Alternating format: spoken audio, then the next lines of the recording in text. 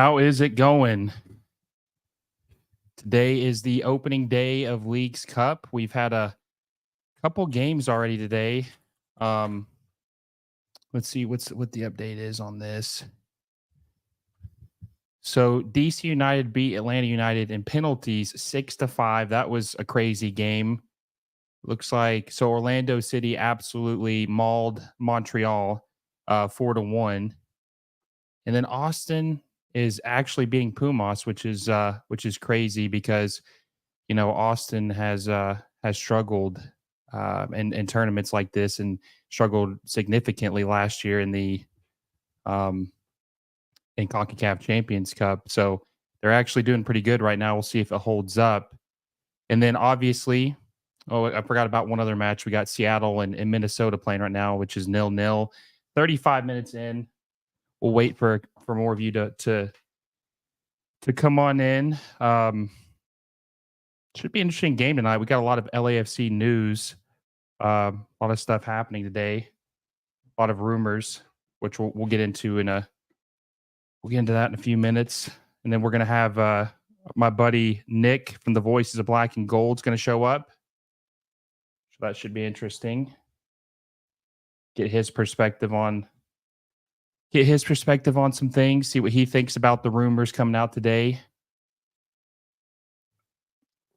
Joey says, howdy, everyone. Smash the like button. Yeah, also, make sure you like this video. Subscribe to the channel if you haven't already. And we're going to be reading some chat comments. It should be interesting. Well, it looks like Pumas just scored against Austin. So it's 3-2 now. Austin also has a red card. So that should be interesting to see what happens with that. Game kicks off in about 13 minutes. LAFC in Tijuana. Make sure you share this with a friend. We're going to want to grow the audience as much as we can, have as much of a discussion as we can, reach as many people. Make sure you share with your friends.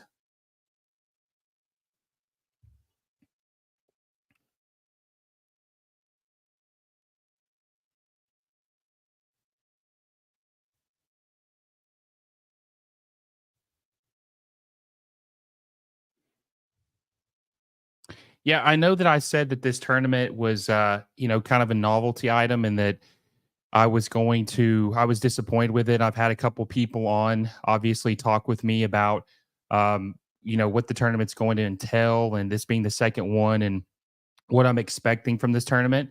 But, I'm still going to cover it. I'm curious to see what happens in the tournament and see, how teams perform and see if, even though MLS, should be favored in this tournament, right?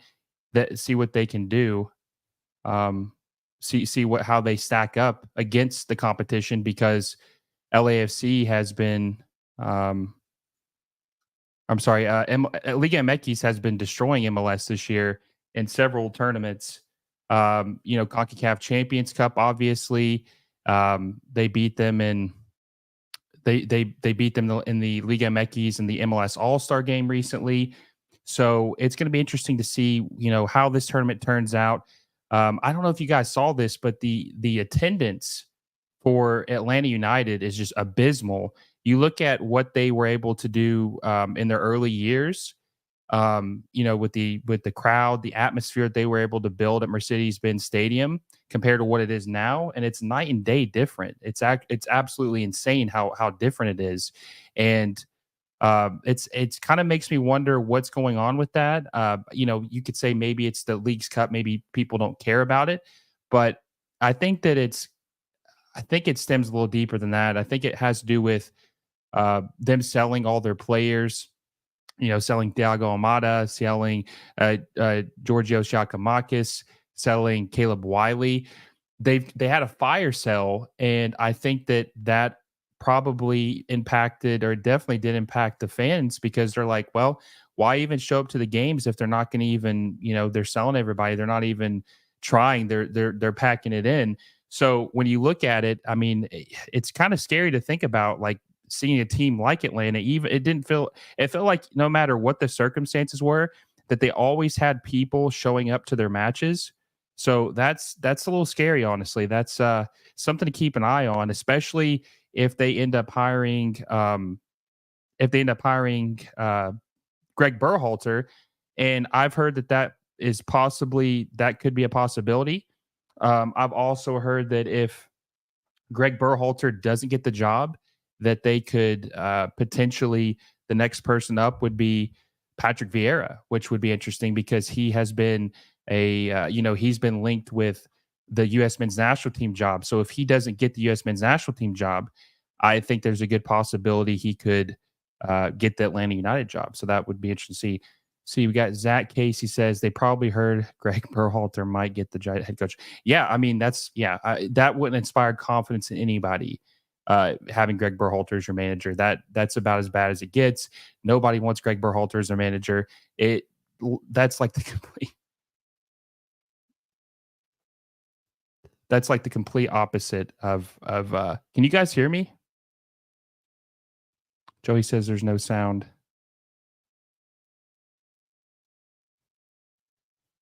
Says I'm good on my end.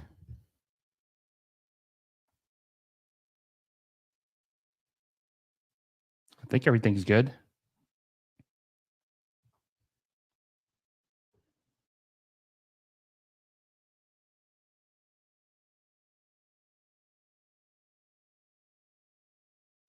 Yeah, I think everything's good. I don't know what's going on, but I think everything's good. You're good. I can hear you. Okay, good. I think it might be you, Joey, because I think everything else is good. But yeah, Zach, back to your original point about Greg Berhalter.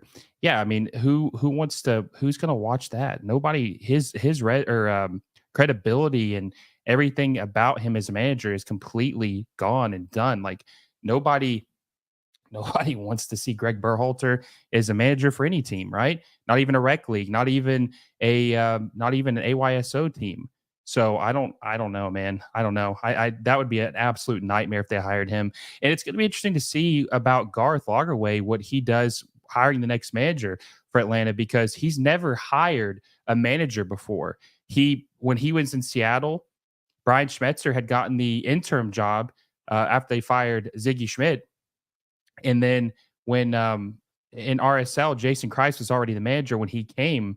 So yeah, it'll be interesting to see what happens and what they end up doing with their managerial role or their managerial job. That's a good question though. About would the fans be upset if they hired Patrick Vieira because that would be an interesting hire. It was weird when the sounds went off. Oh no, you're good, Joe. You're good. Had me freaked out there a little bit. But yeah, Patrick Vieira would be an interesting hire. He obviously, like I mentioned earlier, he's rumored to be in contention and the favorite for the U.S. men's national team job.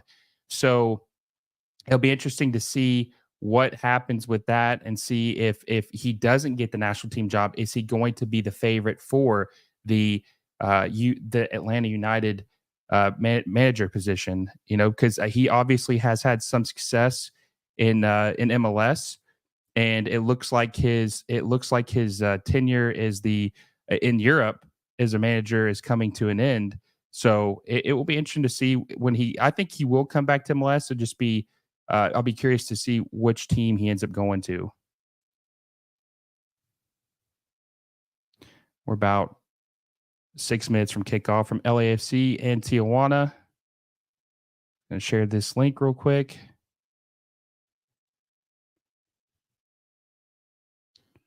Try to grow the audience as much as we can. The more, the merrier.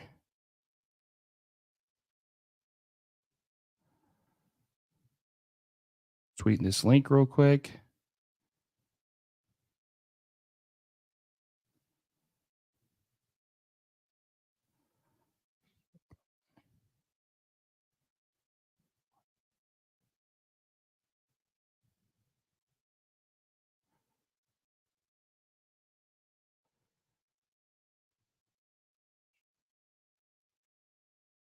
Done with this, and we'll be good to go.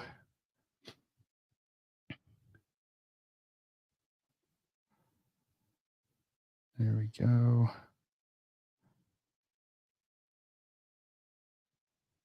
All right, there we go. Yeah, but it'll be interesting to see what LAFC looks like in this game. They obviously have been pretty good the last couple weeks.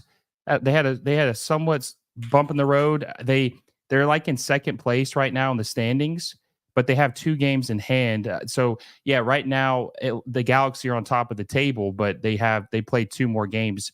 LAFC is only down 2 points in the standings to the Galaxy. So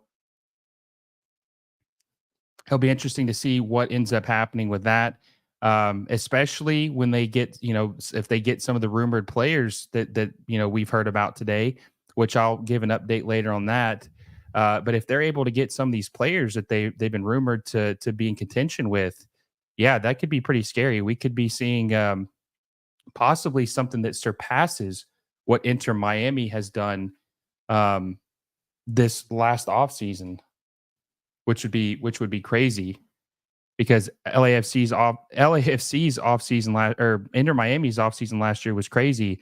So if LAFC is able to have a better off season than them, I mean, a lot of people think that last off season from Inter Miami was the best off season in MLS history.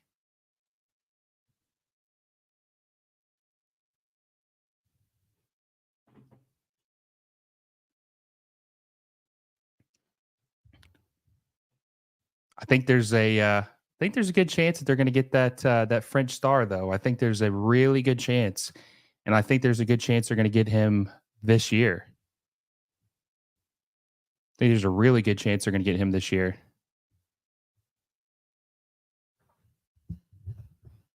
And I wonder what that's going to do for MLS because that he would be the second biggest player to ever come to the league, or not the second biggest player to ever come to the league, but the second biggest player to come in the last in a while, right? You make the argument if Griezmann's a bigger signing than like David Beckham.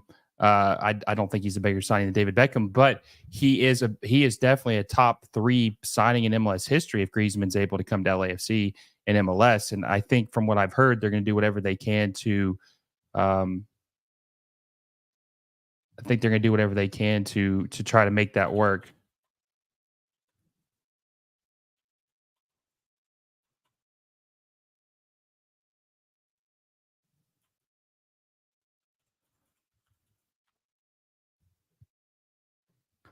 Joey says, "Is your the MLS All Star Game outdated video?" I said I switched to the East versus West. What are your thoughts about that? Yeah, I think that's what I would do. Just because it would make more sense to have this everybody in the league play against each other rather than play against another league or play against one team. I think that the current format is a little outdated. And I don't really see what the purpose of the Liga MX All Star versus MLS All Star is at this point. We've seen it 3 times. Both leagues have won it now. I don't really see what the point is of the continuing playing that. We'll see what happens with it. I mean, I would like to see an East versus West at least one year and see what that looks like because that's how they used to do it. I just think when you're playing one team like an Arsenal or a Bayern Munich or a Madrid or a Juve, you're at risk of embarrassing yourself if your entire league's best players lose to one team. You're at the risk of embarrassing yourself. So I would personally like to switch back to the East versus West. I don't know what you guys think, but that's what I'd like to see happen. Agent Winter says it's crazy that Austin is beating Pumas right now. Everyone was predicting them to finish bottom of their group. Yeah, I actually mentioned that earlier. I think that I'm surprised by that because they normally in tournaments like this they usually don't do very well, and we know what happened to them a couple years back when they played in the CONCACAF Champions League or CONCACAF Champions Cup and got embarrassed by the Haitian team. So yeah, I'm actually surprised by that too. And Josh Wolf has obviously had a very up and down tenure as the Austin manager. So it'll be interesting to see what happens with them in this tournament and see what happens down the stretch. Because if they don't make the playoffs, I would predict that Josh Wolf will be fired. Like he'll definitely won't make it till the end of the year. William Mara says they did the West versus East in MLS Next Pro days ago. They could do it in MLS as well. Yeah, no, I agree 100%. I would just like to see what it looks like, right? I mean, this is an exhibition game anyways, so I don't really see what the harm is in trying it, right? I mean, if it sucks and no one likes it, then you can just get rid of it and change it next year. Like I just don't see a lot of risk in taking a chance and trying it out and seeing what it looks like. I mean, if it sucks and it's people don't want to watch it and or it does bad and it gets roasted, I mean, is it really any worse than what we're watching right now? I mean, I think the format right now is about as I think what we're watching right now is probably worse. So I would be okay with giving it a try and see what happens.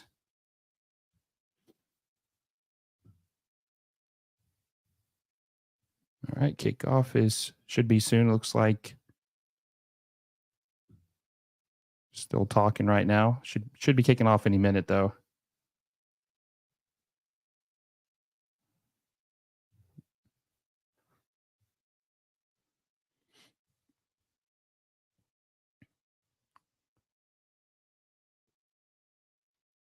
It's very interested though to see what ends up happening in this game. See what and it's been reported that Olivier Giroud, one of LAFC star signings, he will be making his debut sometime in August. So he's not going to be playing the next like week or two. So I'll be interested to see what happens with that, see what he ends up doing, and seeing how he ends up, turning out. But I'm excited to see what he looks like in this LAFC team because it's already so pretty good. So if they get him, I'll be curious to see how much more lethal they'll be because that's one of the pieces that LAFC has been missing since Chicho Rongo left back in at the end of the 2022 season. So I'll be very interested to see what Olivier Giroud looks like.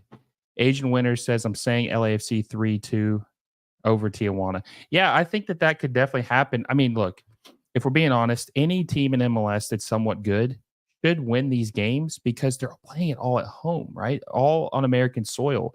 So any team that's decent MLS should be favorited in these games. I mean, this is completely in the favor of them. So, yeah, I think I think it might even be worse than that, to be honest with you.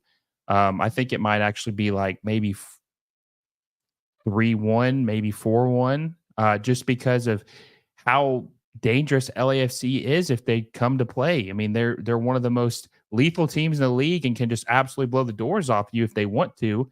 But they also have Steve Cherundolo as their manager, so you just never really know what you're going to get. Steve Cherundolo is definitely not a big fan of his. I don't know if you guys have watched any of my coaching. I don't know if you guys have watched any of my coaching videos talking about the U.S. men's national team vacancy, but I'm not very high on Steve Cherundolo. I know that a lot of fans were kind of upset with me about that. I just don't think he's ready for the U.S. men's national team job. But I mean, he's good for the club level right now, right? Maybe coach a couple more years at the club level and get a little bit more experience. Maybe make a move to Europe in the next couple years, and then we can talk about it. But right now, I just think that he's not ready for the that type of gig, especially going into the most important 2 years of our soccer history. I just think that it's way too risky right now. Way too risky. Way too risky. So I think that would be a huge mistake. Huge, huge mistake, in my opinion. Game should be kicking off any minute.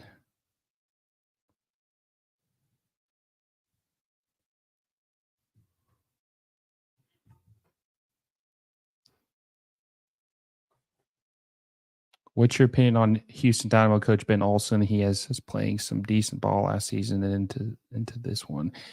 Yeah, Ben Olsen, I'm not a big fan of, to be honest with you. I was a little disappointed that that's the direction Houston went in because I'm just tired of seeing these mediocre MLS coaches get recycled and get other jobs when I think that you guys could have hired someone better. Now he did have a good season last year, but a lot of that had to do with the team they put around him. And it looks like the ownership group is committed to spending. Ezekiel Ponce is a very good signing. I'm very curious to see what he does for Houston. But I still am skeptical about him because if you watched him at DC United, he was very inconsistent with his wins and losses, right? He would have a couple good seasons and he have a couple bad seasons, and he just like it felt like his career there lingered on forever. And I just don't want Houston to fall into that cycle where they're kind of trapped with Ben Olsen and they can't move off of him, right? Because they're historically MLS managers get the longest leashes possible, right? They don't get fired even though they should have, for several they've been bad for several years. Look at Peter Vermees and Sporting Kansas City. He's been terrible for years now, right? They haven't won an MLS Cup since 2013 and yet he still has a job. Like if it was any other soccer league, he would have been fired by now. So that's the kind of stuff I don't want to see in MLS. I just hate seeing managers keep their job when they clearly are washed and they're not good anymore. And I just think that that is what promotes mediocrity. One of the biggest issues with MLS right now, in my opinion, and I've said this numerous times, is I think the managing, coaching could be a lot better. And I think it's detrimental to the league when you hire mediocre coaches. Joey says, I have to run. Love your videos. Keep up the great work, and I'll keep watching. You're amazing. Thank you. This was much needed channel. Joey, I appreciate it. Thank you so much. He also said, don't forget to smash the like button. So if you're just now joining in, make sure you like the video down below. If you have any questions, feel free to ask. Chat, we want to get this thing active as much as we possibly can. Also, want to mention that we are doing a partnership with World Soccer Shop on a jersey giveaway. We're giving away a Inter Miami home jersey, Messi, and we will be announcing the winner on that on August 1st. So make sure that you go to Twitter, and I think it's my pinned tweet. It might not be, but it's not far down my timeline. Go down to my account on Twitter and read the details on how to enter, and we will be announcing who wins it on the 1st of August. So just make sure you check that out if you want to enter to win a Inter Miami Messi home kit.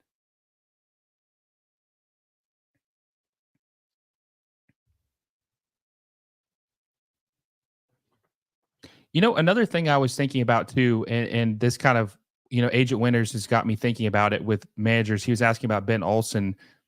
I've been thinking about possibly like maybe hiring managers from Liga MX, giving them chances to come here and prove themselves. And because I think that the managers in Liga MX is better than the managers in MLS right now. And uh, a future rival of LAFC down the south of LA and San Diego FC, one of the managers, and he's actually ironically the former coach of Tijuana. I would love to see San Diego hire El Piojo, Miguel Herrera. I would love to see him in MLS because of the character he is. Now, some people say he's washed and he's not good anymore, but I mean, there's a lot of washed coaches in MLS. At least he's got some sort of history of winning major trophies in Liga MX, which is a better league than MLS, and especially when he was winning them. So I would love to see someone like Miguel Herrera in MLS, coaching, and San Diego would be a perfect spot. I mean, it's like 20 minutes north of where he was just coaching at, so that would be like an ideal transition for him to move up there and coach that team. I would love to see. I would love to see him, and I would love to see more Liga MX managers make a transition in MLS. All right, we're about to kick off, guys. If you have any questions, feel free to ask. When we get to them all, any questions, feel free to ask.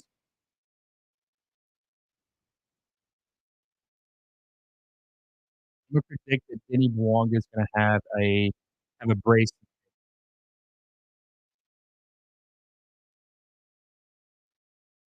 A couple friends. My friend Eric from the Voice of Black and Gold sent me a video. He's at the game tonight.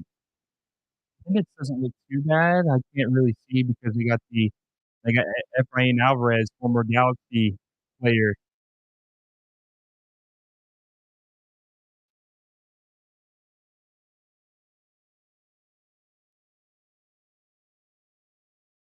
Also drew the threat that the wingers from LAFC provides one the opposite way.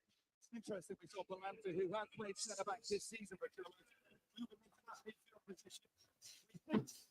I also have the Arsenal to do the back three as well. Here we go, kickoff. God, attendance doesn't look too good. Maybe it's just a Leagues Cup thing. Maybe people really aren't going to go. I mean, you've seen some of the boycotts and some of the fan bases. I don't really know what the ticket prices are for the match, but I don't know if they're Last year they were astronomical with like Inter Miami and Messi and all that. The hype with that. I don't know what the ticket prices are for this match and if they're affordable. I mean, if they're too expensive, then I can understand why nobody want to go.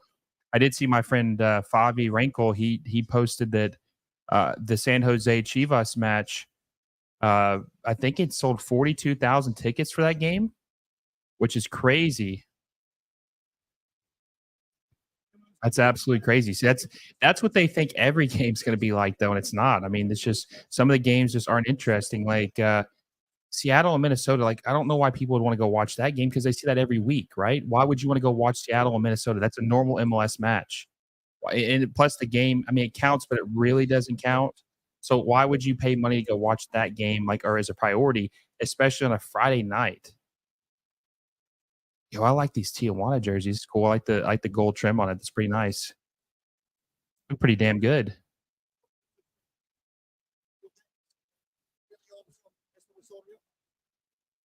I am surprised though with that this game specifically isn't sold out because there's obviously a huge Mexican American population in Los Angeles, and I'm sure that there's some Tijuana fans in LA. I'm surprised that they didn't want to come see this team because it's not often that they come, uh, obviously stateside in LA. I'm surprised that there's not fans of Tijuana that would come to this game and it would have been sold out for that. I mean, I think that LAFC, if I'm not mistaken, only has the capacity of like 22,000 seats.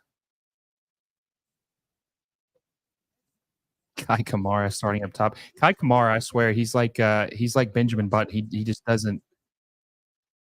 He's like age in reverse. He literally looks exactly the same as he did like 10 years ago, 11 years ago. He hasn't aged a single bit in all this time. And he's getting close to the MLS scoring record. I think he's number two now. He passed Landon Donovan up. He's chasing Chris Wondolowski now. So that'll be interesting to see what happens with him and if he's able to break that record. It's gonna be a little hard. I think he's like 20, 30 goals off of the all time record of Chris Wondolowski, and he he's gonna have to play a lot of games. He's like almost 40 years old. That's crazy. Ooh. Okay, so Hugo Lloris is starting. Someone asked me that earlier on Twitter if he was playing tonight. So he is playing. He played. Did he play in the All Star game? I think he did. I think he did play in the All Star game. So I think he played like 30 minutes.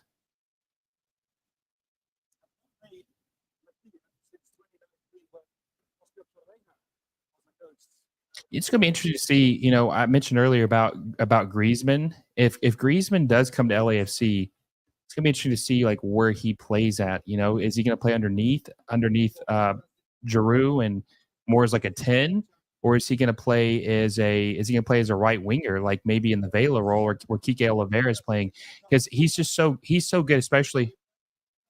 Oh, Oliveira had a great Copa America, by the way. I don't even know if he'll be here much longer, but it'd be interesting to see where Griezmann plays. Like, is he going to play on the right wing? Is he going to play underneath? I mean, he's so good, especially by MLS standards. He could play anywhere. Hell, he could play midfield, left back, center back. Hell, he could probably play goalie and be good in MLS. Just because he's just an up like in the upper echelon of players in the world. So he obviously would be able to do more than what the average player can do. Um, so it'll be interesting to see. I do think that's going to happen, but I'm going to save that for when my buddy Nick Chastain comes on here later. Ooh.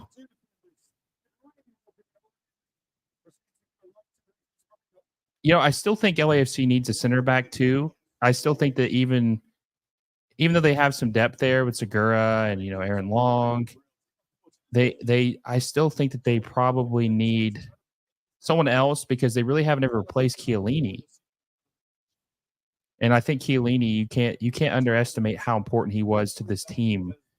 And I think he was crucial to their obviously Gareth Bale was too, but he was very crucial to them winning that MLS Cup in 2014 or 2022.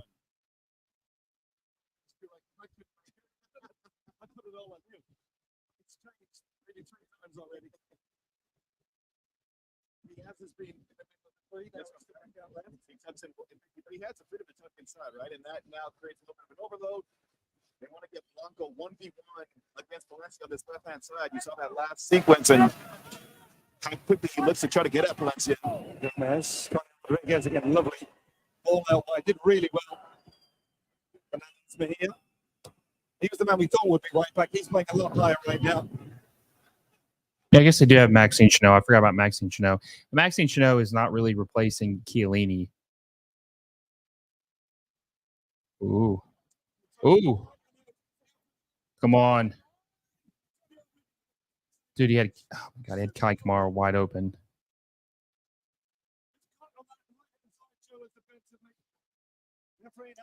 Yeah, I haven't checked it. Edgar, did they end up winning? Let me look and see.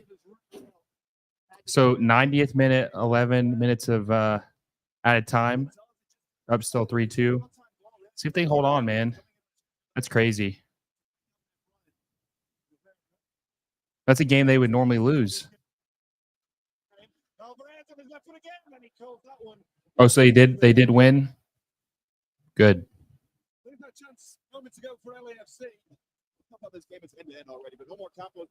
Do you guys think that MLS is going to end up winning this tournament again, or do you think Liga MX will take it this year? Humas missed a penalty in the 94th minute. Wow, that's crazy. I figured that they would have a chance of coming back, especially with it being, down a man and stoppage time.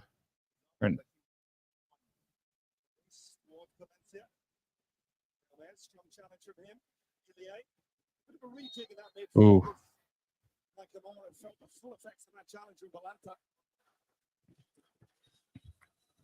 See what the Minnesota United game is right now. See what the score of that is. Still 0-0. Who knows? Tigres in America are always strong. Yeah, I mean, they obviously have the most depth. I mean, Monterrey was good too. Monterrey was really good last year. You remember the debacle of the National SC game where the game was over, then they called them back because the goalkeeper stepped over the line. That was crazy. I mean, these teams have depth to win it all, right? Even which would, like I said, the MLS team should definitely be favored because like it's all played at home. Ooh, Boanga.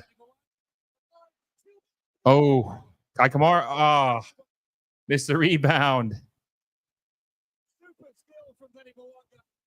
Oh my God.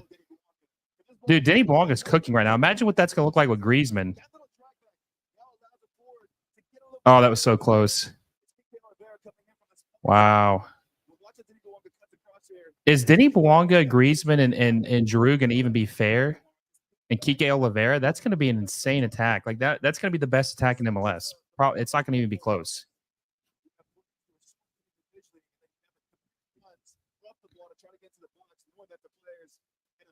Yeah, so I'll touch on this a little bit. From everything I've heard, Griezmann is destined for MLS and LAFC. They've been talking to him the last couple weeks. They're trying to figure everything out, get everything settled. MLS told them to do whatever it takes. It's not a matter of if, but when he becomes an LAFC player. Originally, it looked like maybe it wouldn't happen this year. Oh, Wonga. Oh, was that Kike? Is offside? It's gonna be close. That's gonna be close. But the Griezmann deal, it's things have picked up. Momentum is in their favor now. It looks like he's going to be a player this summer. He's going to be a summer signing by LAFC. They're going to get a player that, see if he's onside. It's hard to tell from that angle. It looks like he might be onside. I can't tell by his right knee if that's onside or not. That's close. I don't know if he's onside. But if they get Griezmann, it's going to be a top 3 signing of all time in MLS. It's definitely going to be top 3. The only one that's, Messi and Beckham are 1, 2. It's debatable about which one you would put ahead of who. But I would say that Griezmann would definitely be number 3 all time in MLS. The 49 said, did you see Austin? I didn't see it, but I heard they won, which is good. It's good. You know, Austin normally doesn't perform very well in these tournaments, so it's good to see that they won. They're checking to see if this is offside. Hopefully they can keep the trend up, right?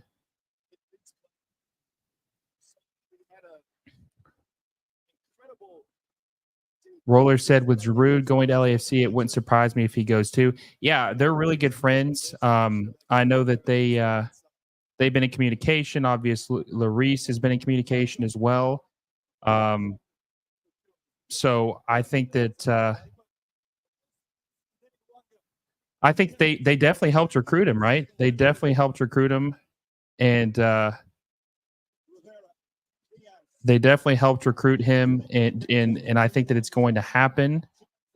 And I think that Griezmann's going to destroy this league.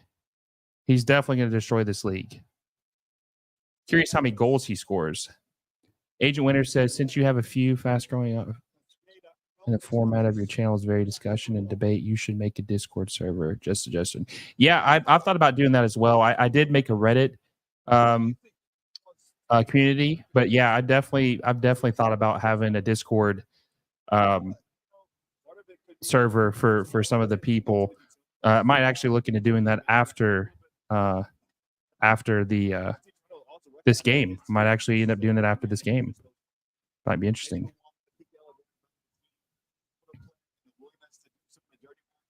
Edgar says, I started a random career mode with Austin earlier today. Gave them luck. Yeah, maybe so, man. Maybe so. Maybe we need you. Now, did you do a career mode? Did you do the player career mode? Or did you do the manager mode? Roller says Austin fought for that win, especially with the stoppage time penalty save. Well deserved from Austin. Yeah, I mean, look, Austin has, like we know, they've been up and down. Obviously, Driussi had that great season in 2022 where it was a nail biter between him. What happened here? He had that great season where he was the runner up to Hadi Mukhtar for the MLS MVP. So, you know, they really haven't returned to form since then, but they did sign the Ghanaian winger. What was his name? Osman, I think. Osman Berkey, I think is his name, if I'm not mistaken. They just signed him.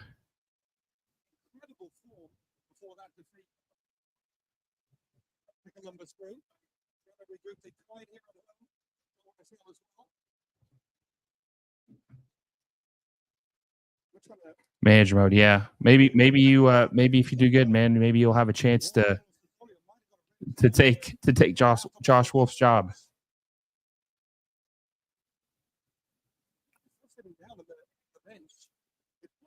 I was talking to my buddy Nick about this earlier, talking about Griezmann, and just asking him what the impact he thinks he will have on MLS.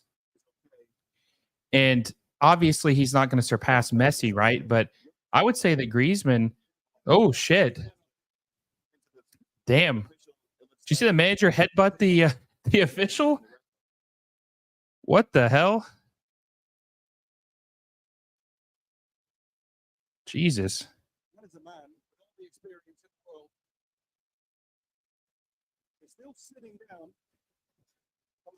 How did he only get a yellow for that?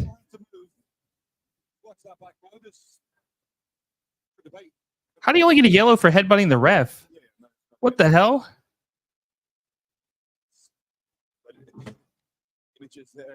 Dude, that is crazy. He has no intention of leaving the bench just yet. What the? Rosario. Who do you think you were taking the Sports Show trophy on the season? Obviously, he had a good run for it. Okay, so he did get a red. Okay, good. It looked like he gave me yellow at first, though, right? I think that the Supporters Shield is probably going to be Inter Miami, but if LAFC signs Griezmann and they sign Lewis O'Brien, I think they got a chance, honestly, that they could catch Inter Miami. It's going to be close, but I think Inter Miami's probably the favorite right now, especially after if they add some other pieces too. Do we have confirmation if that was a yellow or a red? I mean, it looked like it was a yellow. I didn't see him give him a red. I'll go back while we were waiting. How bad's this injury, by the way? Oh, so you did give him a red card. Let me see.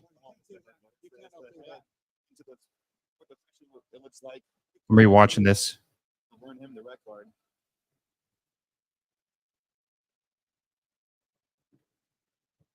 That's crazy, dude. The man with all the experience in the world,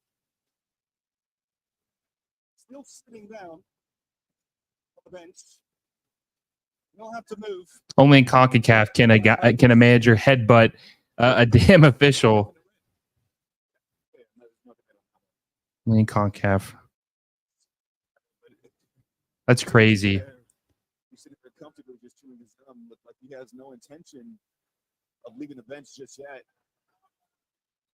I understand why he didn't leave the bench, though. He's probably just checking on his player, making sure he's all right.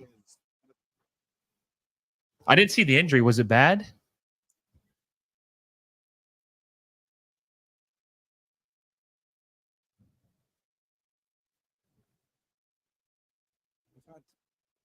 Very fast start from LAFC in this game. Got the goal, kicking Oliveira right on the line, and then right now, Ivan Barton is conversation with Ilya.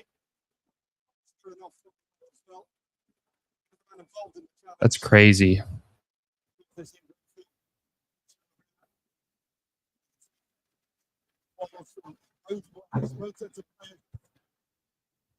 Okay, looks like he's being carted away. Hopefully he's all right. I didn't see what happened to him.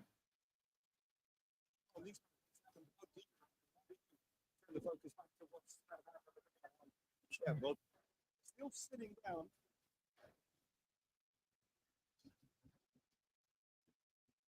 We just talked about Steve on the low, and well, they were in incredible form before that defeat. This game's already crazy, man. The Columbus Crew.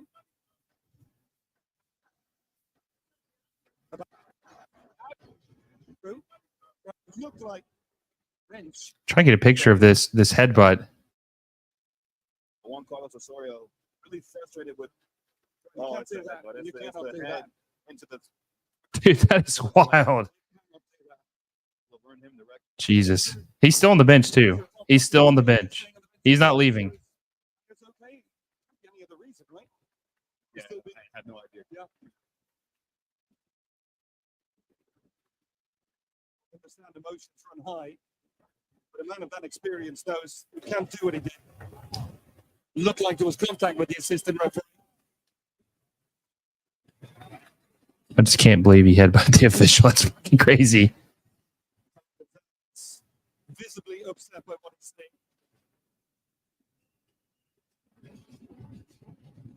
Got some more questions here. Sorry, I'm just putting up this tweet real quick. I think this from some of the subs are just regrouping, having a word with some of the players, telling them all to come out. Let's see. Agent Winner says, I think Miami will win the Shield, but lose in the first round of the playoffs.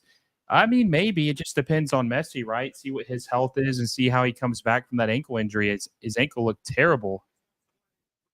So it just depends on how he comes back from that. CD Josh says, bro thinks he's Rey Mysterio. Yeah, I guess so. Get the mask on, right? Edgar Castillo said, on a side note, this ref saved the U.S. men's national team from Berhalter. Yeah, he is a true patriot, man. Get this man get him the presidential Medal of Freedom. Him and Timothy Weah, two patriots who did their country a great service. And I don't even know if this guy, I don't know if he is American, but if he's not, still give him the Presidential Medal of Freedom because he did a great service for this country. So I applaud him. Is Giroud in this game? No, he's not. He's not in this game. I don't even think he's at this game. I still think he's at France. I know that they're going to let him rest. They're gonna let him rest until he and he can come over. He's coming over, I think, in the next week or two, but he's not going to actually play until. I think he's not going to play until August, late August.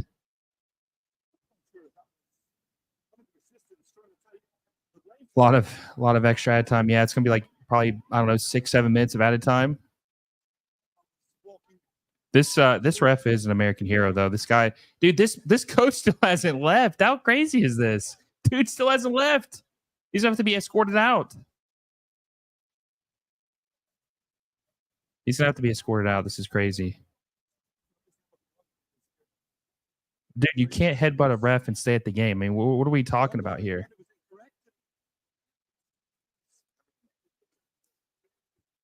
I just don't even know what he's arguing right now. What is he even saying? Like, hey, man, I slipped and headbutted you, or hey, it was an accident. I mean, what the hell is he? I mean, what is he even saying? Ref's a patriot.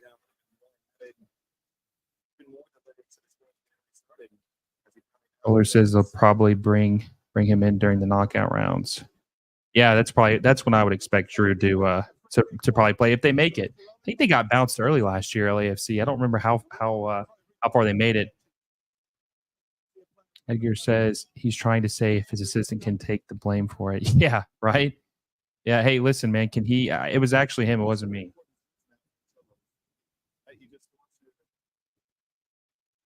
Well, Tijuana's down their coach, so yeah, there's that. Not off to a good start for Tijuana. Injury and coach got a red card for headbutting an official. I mean, that's a pretty damn crazy start, huh? Was that on your bingo card?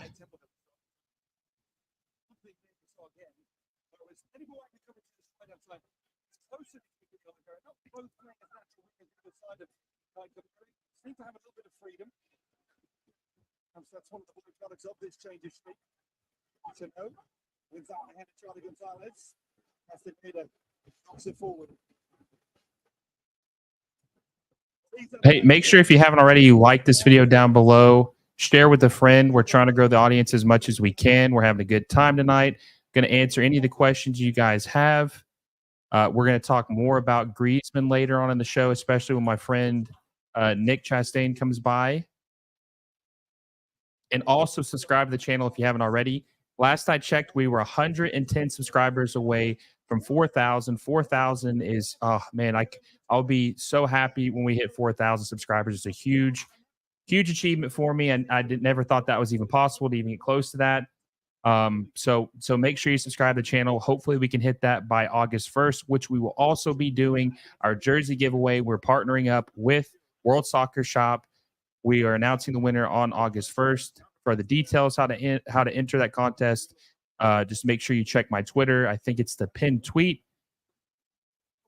And that tells you how you can qualify and enter to win the Inter Miami home Messi jersey. The Bouanga.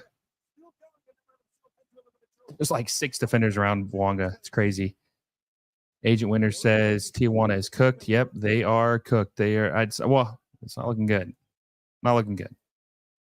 Roller says Griezmann, Giroud, Bouanga has to be a crazy lineup. Actually, should be unfair. Yeah, I mean it's one of the best. And I'd be curious to see what you guys think about this. I would like to play Griezmann on the right side. You know, make him an inverted winger, play on that right side of the wing, kind of like Carlos Vela's old role, right? And see what he can do over there. And some people think he should play as a 10, like a number 10 for be a playmaker for LAFC. But I think he would be better on the wing. What do you guys think about that? What would you rather see? Would you rather see him on the wing, or would you rather see him play underneath as more of a playmaker? Edgar says Efrain Alvarez is the traitor.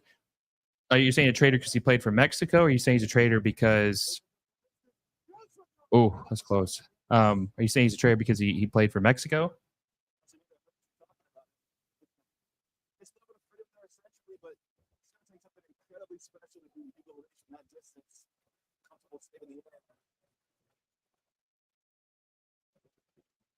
You know what's sad is Efrain Alvarez had so much potential. He had so much potential as a player, and he really ruined his career by staying at LA Galaxy too long because he was just so complacent. Like he didn't grow as a player, and he was just way too comfortable. I mean, he was able to hang out with his friends, live with his family, go to Del Taco, whatever, McDonald's, In and Out, wherever the hell he was eating.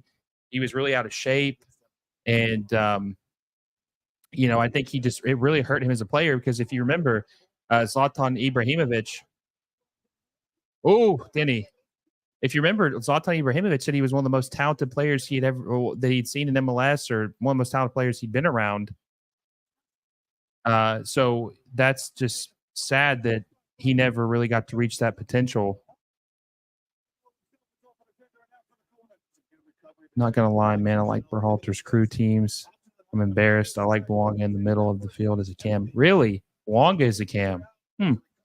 Yeah, I don't know, man. I think that Bouanga is just so good on the wing, though, right? He scores so many goals. I think that I would probably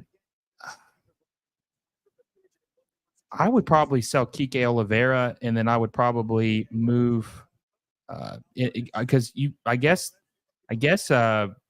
Griezmann would probably be taking maybe even Matty Bogush's spot, but I would probably bench Kike Oliveira or sell him.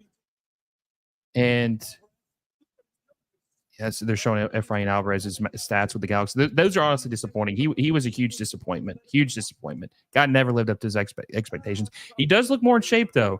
He actually looks somewhat fit for the first time ever. He's not looking as pudgy as he once did. So that's good to see. Maybe he finally thrives at Tijuana. Maybe I know I think he's only played like 15 games for him. So we'll see how that works out for him. It looks like Denny Bouanga is hurt too. Got a yellow. What the hell happened there? Edgar says USMNT and then Mexico switch. Struggles with weight like McKinney. He does. He's on that Wes McKinney diet plan, right? It's very sad to see.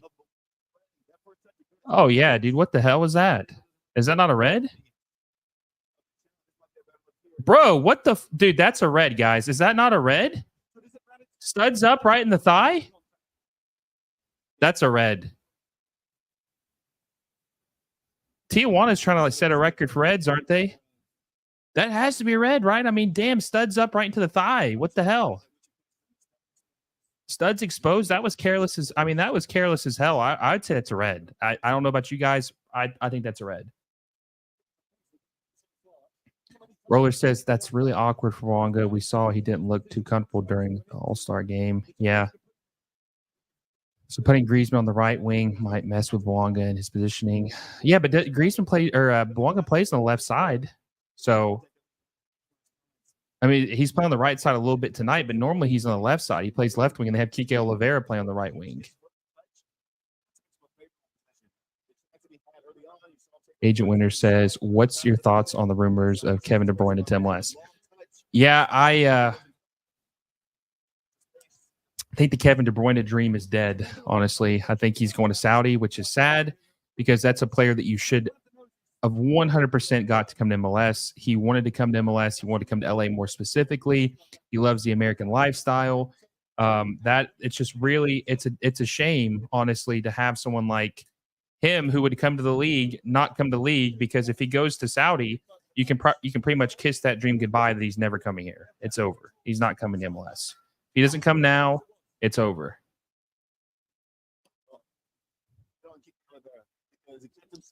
And, that's the players we need to see come to the league, right? We need to see Kevin De Bruyne. We need to see more players like that in this league.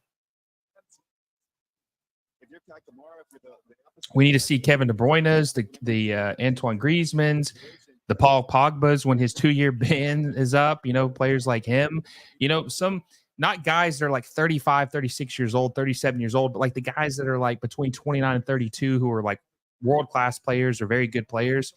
That's the type of players we need to see come here and help the league grow. Who still has much to offer. Griezmann arguably had the best season of his career this year at Atletico Madrid. Roller says they're playing like their manager is showing them to. Yeah. MZ says, boss, what do you think about the final score will be in this match? I don't know, man. It's looking good for Tijuana. They're playing pretty reckless. The manager got a red card. I mean, I think LAFC is going to win, but it's like, I think LAFC will end up winning probably 3-1, maybe 4-1, something like that.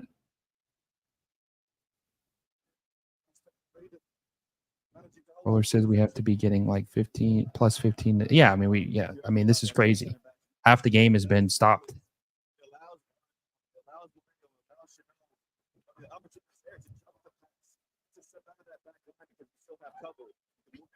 type of players like Lingard.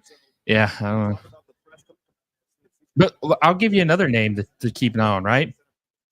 One player that's like career's kind of stagnated. God, that was a terrible whiff. Jesus, that was a terrible whiff. But one of the players to keep an eye on that I think would be really good would be like, what about a Raheem Sterling, right? He's kind of like, peaked and he's not really doing anything. He's playing for Chelsea now. Uh, how much more does he have to give at the top level? I mean, what about someone like Raheem Sterling? What would you guys think about someone like that? He's 30 years old now, or he's almost 30, so he's towards the end of his prime days, and someone who's still really good for MLS, right? I would like to see Raheem Sterling in MLS. Y'all already talked about that criminal foul on Segura. Hitting a player in the back of the head as well. Dude, everything Tijuana has done has been wild tonight. I mean, that foul on Buonga, have no idea how that wasn't a red card. I mean, it was studs up right in his damn thigh. I don't understand how that wasn't a red card. And then obviously the managerial headbutt, which is crazy. Yeah, they're playing pretty reckless right now. Pretty crazy. Roller says the funny part is that all of this is happening in literally the first day of the competition. I know. It is crazy.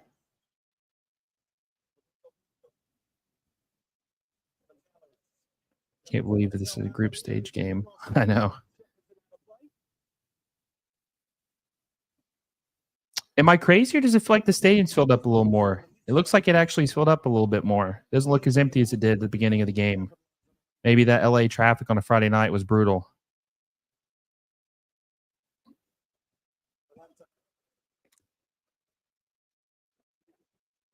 49 says, love the Sterling idea. Yeah, I mean, I think he'd be a really good player for MLS, right? I mean, he was one of the best wingers in the world at one time, especially at Man City. And, his pace is insane, man. He's like one of the fastest players I've ever seen. And I think he'd be really good in MLS. And that's the type of player that you could maybe convince to come here, especially since he's already done it all. He's already played at Liverpool. He's played at Liverpool. He's played at Man City. Now he's at Chelsea.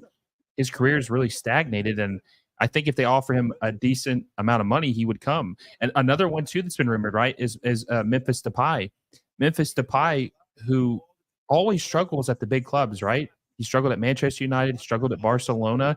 That's another player I would love to see in MLS because he did really well in the French league. He did really well at PSV.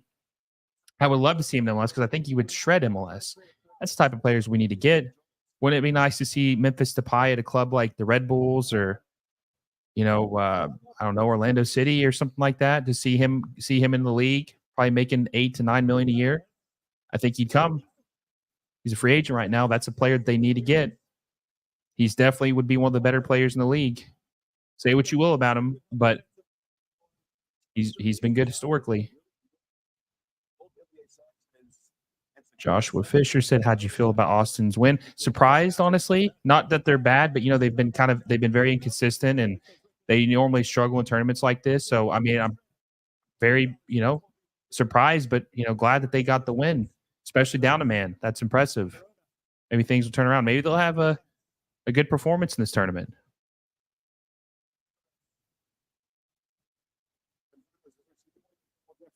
It was actually Segura hitting. Oh, I didn't. I guess I missed that. I didn't see that. Well, this game's just been crazy to begin with, man. I mean, it's just been crazy. I mean, this is like a damn alley fight, honestly. Some of the stuff. The Atlanta versus DC game looks so empty. Yeah, the DC Atlanta game. Atlanta United is just, God, I don't know what's going on. Like, I mean, they did sell a bunch of their players. They sold Almada, they sold Yakimakis, they sold Caleb Wiley. So they had a fire sale, and I guess the fans were just like, okay, well, I guess we're checking out this year, so I'm going to check out this year. I don't really care what happens. We fired our coach. We sold all of our players. I'm just, hey, see ya. Maybe that's what happened. I don't know. Now the question is, what are they going to do with all this money? They got a record amount of money this summer. $53 million is crazy for a transfer window for MLS. That is insane, guys. That's unheard of. And the sad part about it is they can only convert 3 million of that into GAM. 3 million with $53 million. That is absolutely insane. I just I don't get it.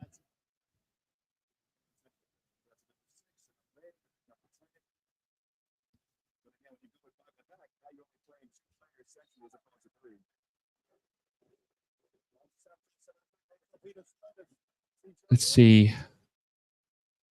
Orlando looked good too. Yeah, Orlando. Yeah, they smoked Montreal. Montreal. They have just been they've been a shit show honestly since Wilfred Nancy left, and that just is just a testament to how good of a manager he was for Montreal. He was a really good manager for Montreal, and he was able to fit like guys. I'm assuming most of you watch MLS. Finishing number 2 in the East with Montreal is just an insane feat, right? That's an insane feat. I don't know many managers that could do that, especially with the roster they had. That's a very very impressive feat to accomplish it, and that's why I wouldn't have been mad, even though some people were mad about it. I wouldn't have been mad if Wilfred Nancy was the decision at the national team job for the U.S. men's national team job. Now, obviously, he's not my first choice, but I mean, we could do worse, right? I'd take him over Steve Cherundolo or Greg Vanney or all these other. He's the only MLS manager I would be okay with hiring. He's the only manager I'd be okay with hiring in MLS.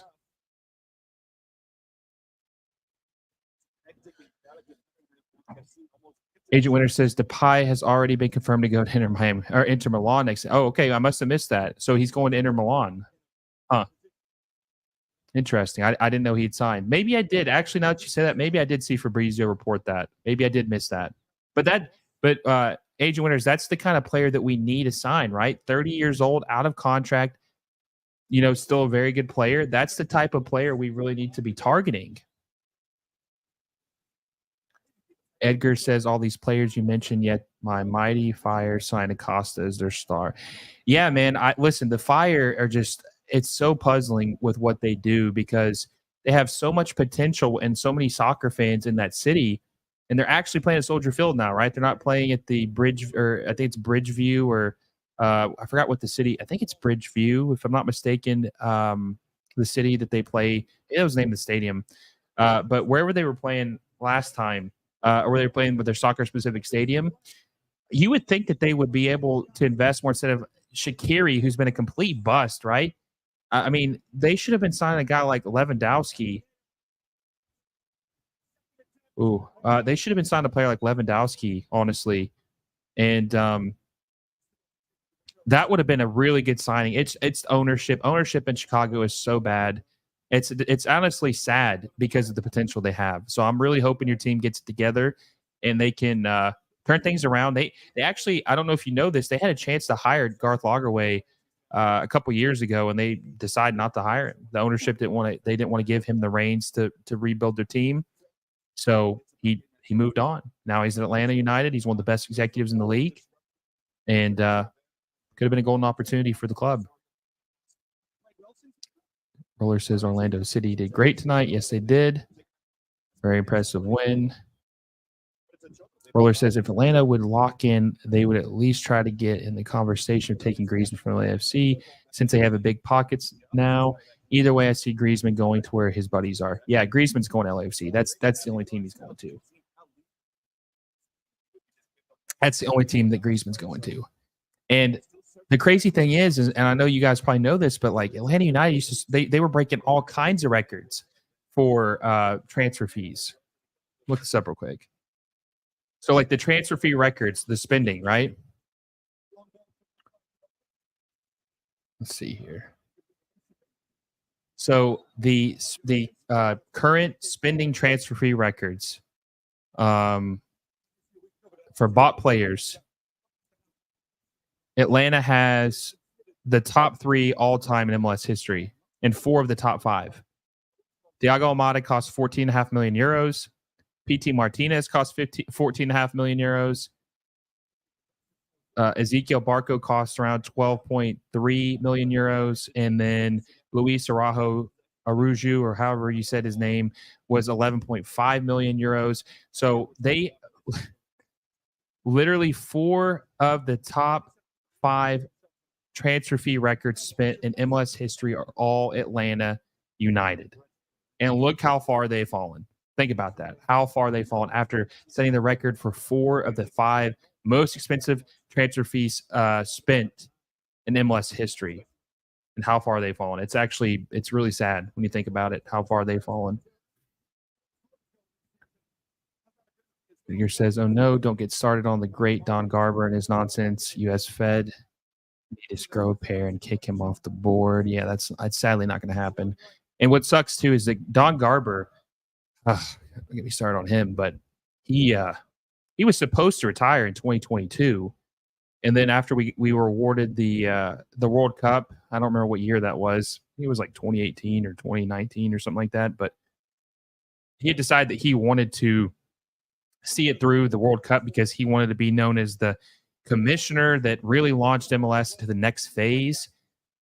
And I just think that we desperately need leadership change, right? We need someone new at the helm, someone who's going to have some new ideas on how to. And this is one of the things I've said is how can you know what to change when you've been here the whole entire time, and also too when you've seen the league at its worst.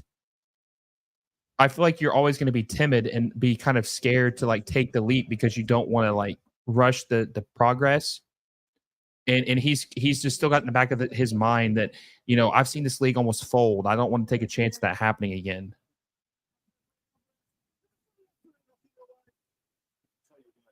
Josh Fisher says, kind of ridiculous how Garber's talking down on U.S. Open Cup.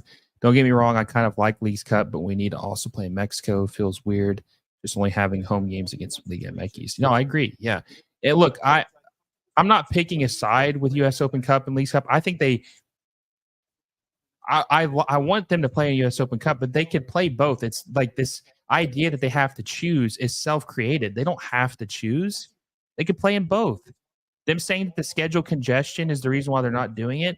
Who the hell makes the schedule? Don Garber. So, I mean, all this is on him, you know? This is all self-created. This is, like I said the other night, this is everything wrong with MLS and their barriers that they have are they put there. These are all their issues. They made these problems.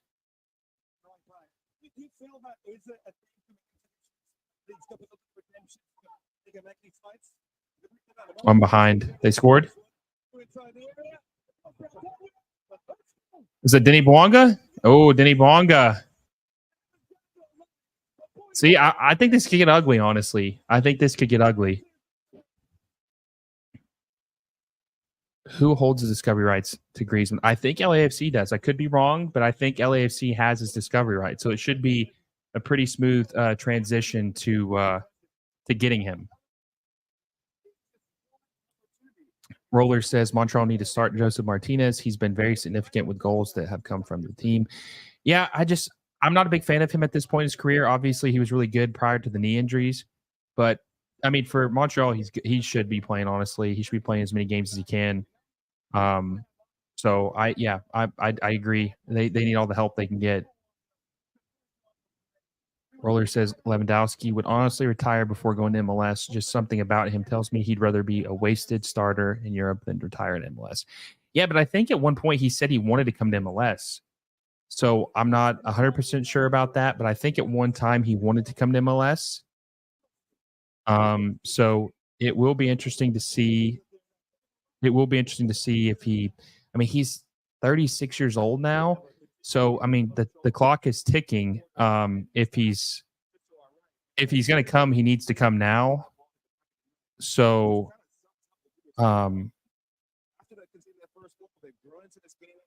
if he doesn't come now, I don't think he's coming, honestly, this summer. I mean, would you really want would you want a 37-year-old? All right, we got my boy Nick Chastain. Nick, what's going on, brother? What's up, man? Hey, they're rolling, aren't they? Yeah, dude. I'm glad Ooh. to. Almost got a third. Dude, what did you think about that headbutt? Oh, interesting. Very interesting. First game, what, 11 minutes and you get a headbutt already? League's Cup, you know. Dude, It's it could good have to been 2 see red cards. that. It's good to see the BMO Stadium filled up for this League's Cup, man. All the drama going around for the Open Cup to the League's Cup and skipping out on it. Watching the games around the league have not looked that great, but seeing BMO Stadium full here in the 32-52, you have to be proud of them, man. You know what I mean? It's exciting to see that we're supporting no matter what. I mean, this is a tournament that we want to win, just like we want to win the Open Cup and MLS Cup and everything else that we play. So, um, I like what I'm seeing right now. I mean, look, the looking at the lineup. Everybody's questioning it at first, like, what the hell are we doing? However, if you really think about it, you got Palencia and you have Campos that gets to float up. They're really fast and they mesh well with the midfielder. Segura in the mid is a little weird, but other than that, I think we're playing actually pretty good. No, I think you guys are playing really good, and I think that this is we were talking a little bit about Griezmann, which we'll get into in a second, because I know you got a lot to say about that. But yeah, they're looking really good, bro. They're looking really good. Yeah, I think you got something to say about that, right? Maybe you've been saying something about that for a couple of years now. Yeah, that if you watch our show and if you follow me, you know that I am a Griezmann fan. And it's something I've been asking for a while. However, about a year ago, I started saying, no, it's going to happen. And people they killed me on it. Let's just keep it real. They killed me on it. Oh, it's a fantasy. This is something that you're wishing that will happen, blah, blah, blah. But waking up today, seeing all the talk, it's just interesting. Like, it's new news. It's not new news. It's been being said. It was said from the beginning of the year. He's going to come. People are saying, well, will it be now or will it be next year? I see it now. That's my opinion. I see it now. Just because, why not? Right? You're trying to get acclimated to the time zones here, getting ready for the World Cup. You did your best that you could do with Atletico last year, and why mess up that dynasty that you just built? That legendary that you just built. So come on and move and play with two of your good buddies, and get ready for the World Cup and do it with LAFC. Put us winning all the cups. That's where I'm at. So if you just had to make a guess, what percentage do you give it that it's going to get done this summer? I mean, I want to say JT is one of the smartest in the game, so I want to say it's going to be 100% if he's on top of it, Yeah. But that's just my hopes. I mean, listen, from all the people that are posting stuff and all the big names that are doing it, I say we have a good 85% chance of it happening this summer. Wouldn't you say? Yeah, no. From what I've heard, man, he's ready, man. Anybody who's a fan of the team and follows Griezmann, he's been putting out these hints left and right. We talked about this earlier today. That picture of him on the table with those MLS trading cards, that wasn't a coincidence, man. That was intentional. Yeah. That was intentional. He's a huge American sport fan, from baseball, basketball, MLS, and then him writing on LAFC's Instagram about Giroud coming and stuff. All these are little eggs. It's like watching a Disney show with my daughter, right? You see the next show that's coming out. It's an egg, bro. He's giving us gifts. If you're blind, you're blind. But if you see it and you notice it, then you know. And I'm telling you, Griezmann will be playing with LAFC. Mark my word. I think so. It's going to be a beautiful thing. It's going to be a beautiful thing, man. I think he's going to be this year's Messi for Leagues Cup and MLS, right? He's going to be that big fish that comes to the league. And I believe it.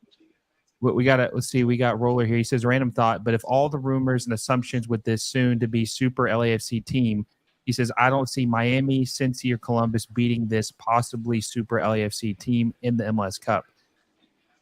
I mean, I don't either, man. It's going to be tough, right? I mean, listen, Miami is Miami, and you can't take away who he is, who they got. It's great for the league, you know. I mean, I would like to say that LAFC started that when they brought Gareth Bell and Giorgio and them. You know, I feel like that's when it started. But truth is, you can't match what Miami did. It was incredible. Um, but I think this is the way that LAFC can. I think you're bringing in some monsters.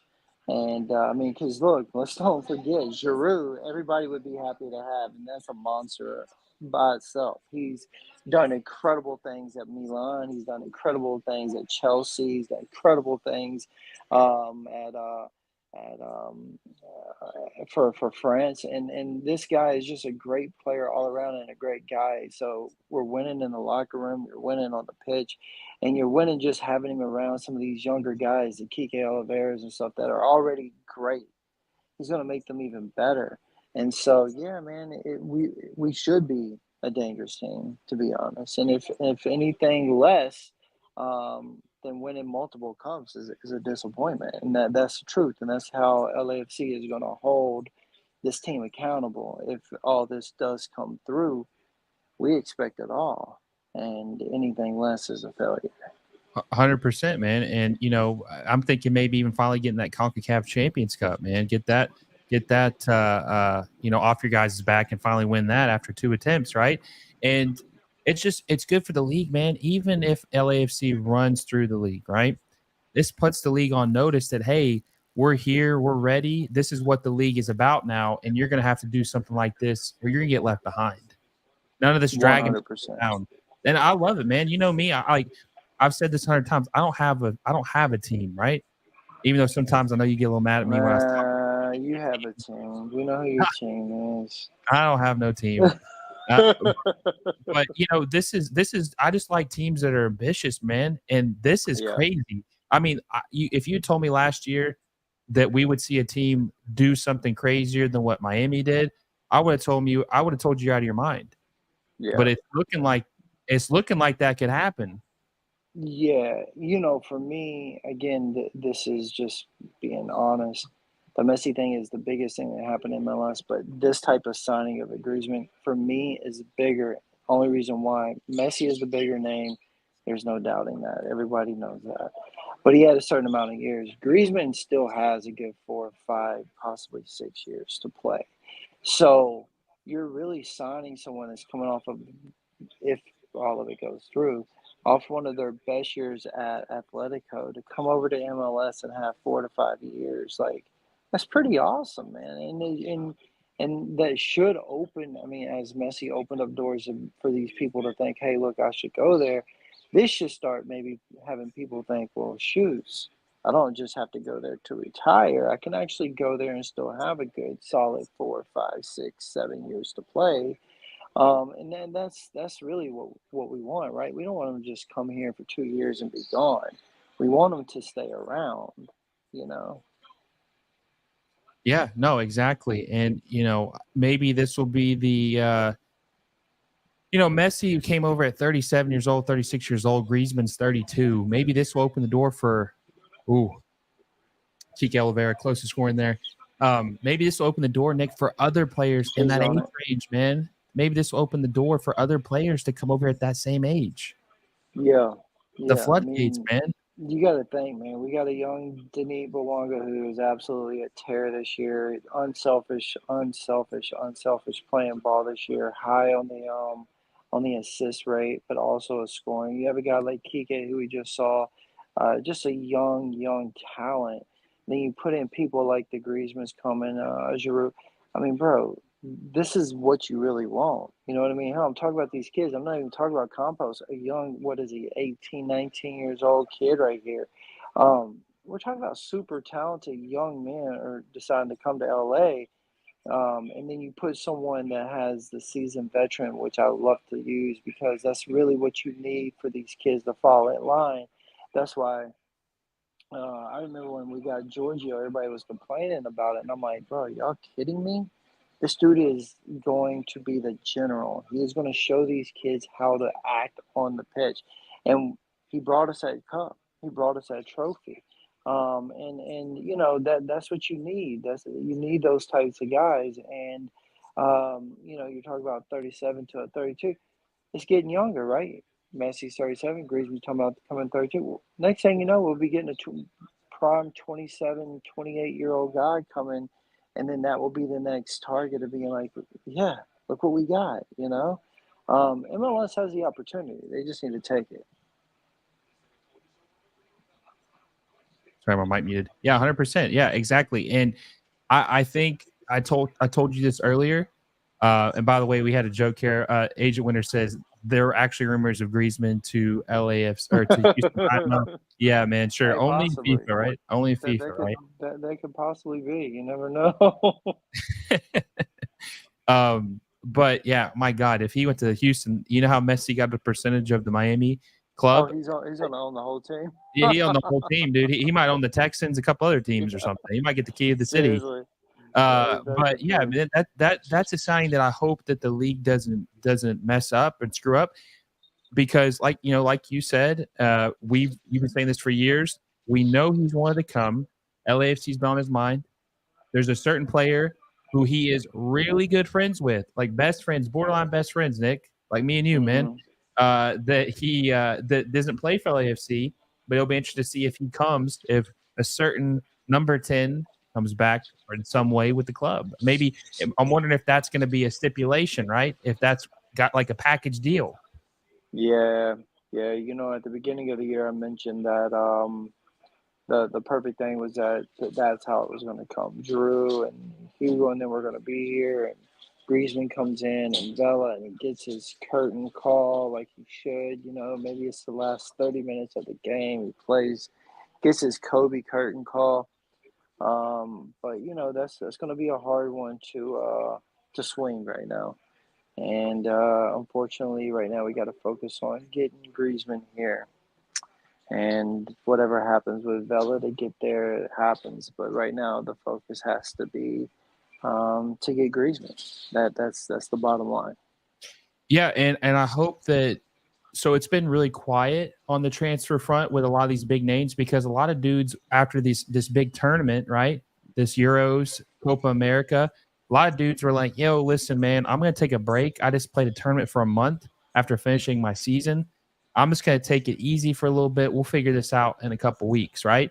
And I think that that's why we didn't hear much about this Griezmann noise ramping up until now because now Griezmann's like, okay, it's been 2 weeks since the Copa or Euros ended. Let's get things going, right? If this is going to happen, let's get it going.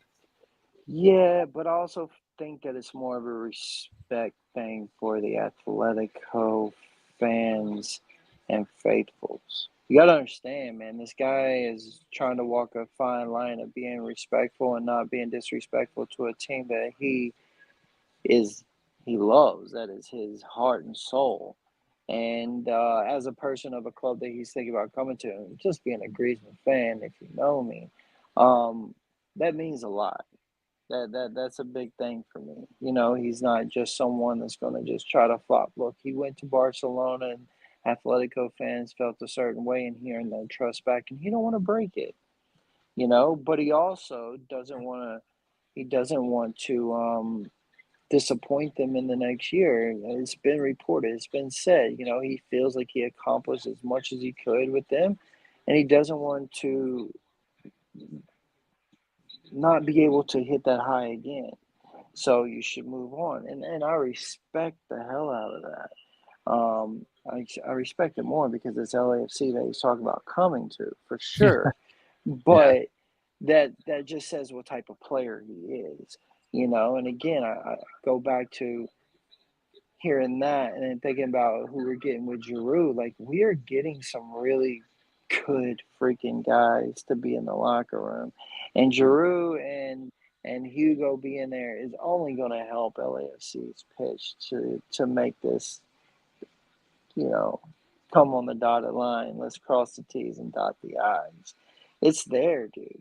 It's absolutely there, and he just has to walk that fine line of being respectful. And I get that. I get that, and I'm okay with that. What was that analogy you told me earlier where you were saying about Lloris and Giroud about? Oh yeah. Well, I do. I believe it. I believe that Hugo was the insurance policy. I think Giroud was the dessert before the dinner to get them excited to say, and then you bring in this beautiful entree of Griezmann that is able to sign for that 4 or 5 years. The one that you eat once every year that you just say, yeah, okay, that's the meal that I needed to have. I think that's what they're doing, what they did, and what they've done. And it's a very smart play from JT if you think about it. You go and get the goalkeeper that's already the glue to these guys that has been for the national team for a while. That's your insurance policy. You go get the good guy that's constantly smiling at the end. Sort of, he's coming to the end of his Serie A at Milan. He's the dessert. He's what everybody loves to see, those beautiful headers. But then you bring in the steak, right? Just The filet mignon, right? cooked, the perfectly cooked. You have all the meat and potatoes with all the vegetables, and he brings all the package together. And that's what we're gonna. That's what we're doing, man. We're bringing the entree last. We had our dessert first, and that's the beautiful thing to be able to experience. So I'm for it. I am for it. Have you honestly? So you know how 2022 was probably the craziest summer transfer window for LAFC in their history, right? They got Bell, they got Chiellini. I'm trying to think who else they get. They signed a plethora of players, right? This will be bigger. This will be bigger. So this has you more fired up than you've probably ever been, right? At least for a summer transfer window. If all this goes down, it could go down as one of the biggest summers in MLS history outside of the Miami one. I mean, because the Miami one was huge, bro. I mean, come on. You bring Messi and Suarez, that's huge. That's huge. But you bring Giroud, Lloris, Lloris is already, but, and Griezmann, that's equally huge, bro.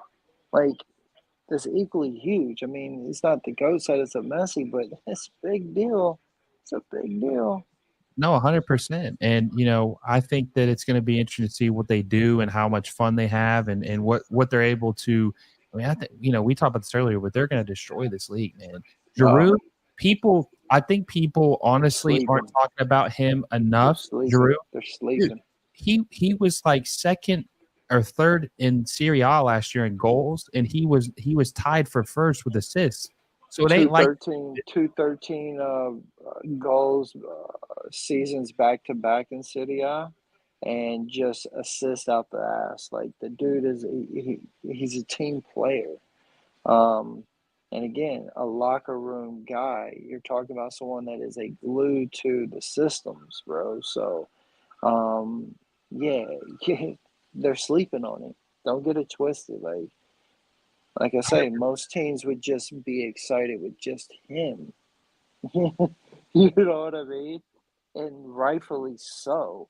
Like, I'm not a Milan fan. Let's don't get it twisted. I'm a Serie A fan. I'm not. Dude is amazing. Like, he is great. And to have him for LAFC, no, bro, it's a big deal. And to, like I say, to bring Griezmann behind him, stack them up beside one another. Drew's going to be in front. Griezmann's going to be in the mid, like they play it in the French national team.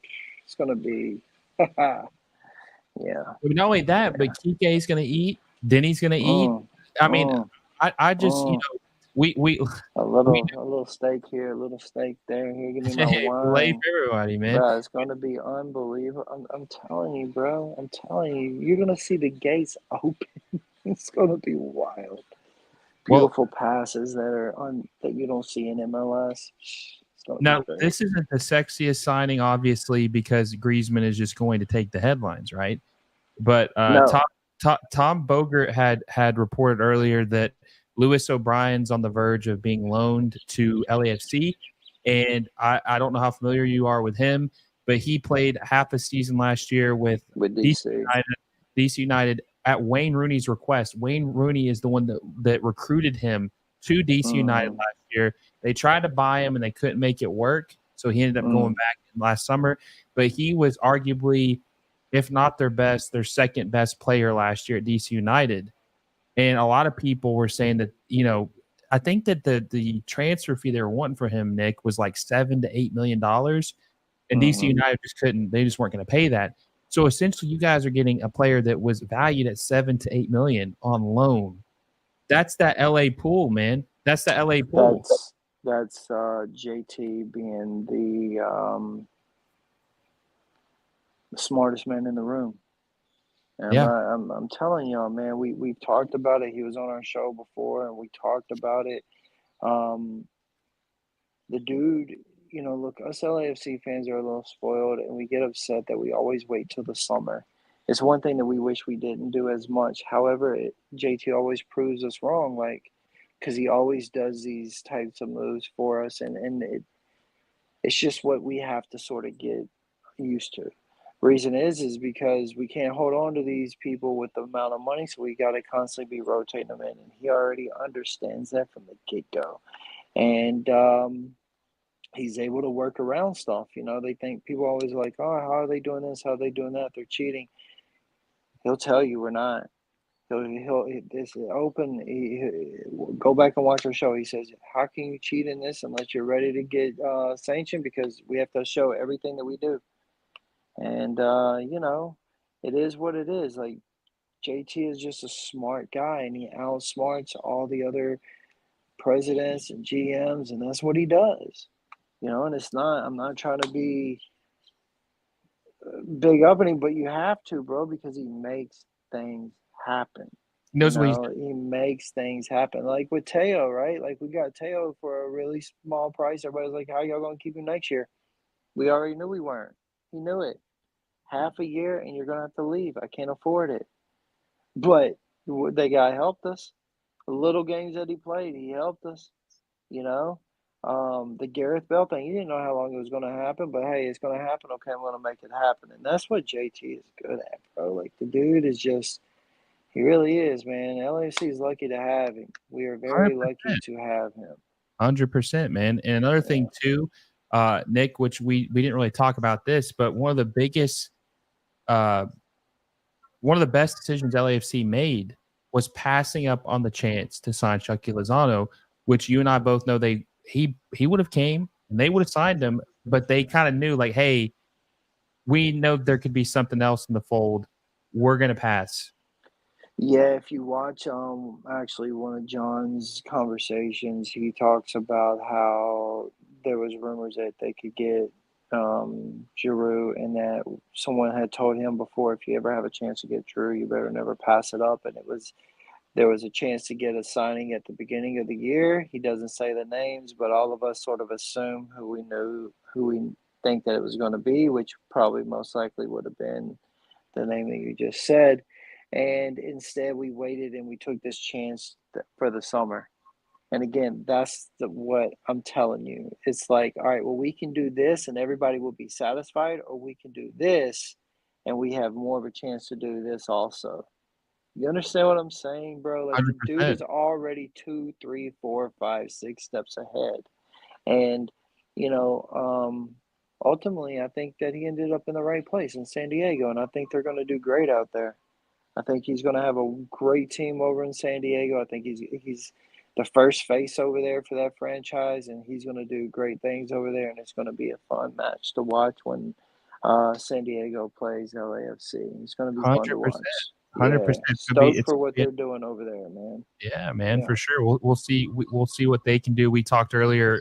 As one of the chat had asked about Kevin De Bruyne, and I mentioned that sad he's not coming to MLS, but that's a player on a similar level, quality wise, of a Griezmann. You would love to see come MLS, right? It possibly was rumored to go to San Diego, but they obviously missed out on him. He's getting all that money in San Diego or in Saudi. So that's horrible. That's sad to miss out on a player like him who wanted to come, man. He wanted to come. Yeah.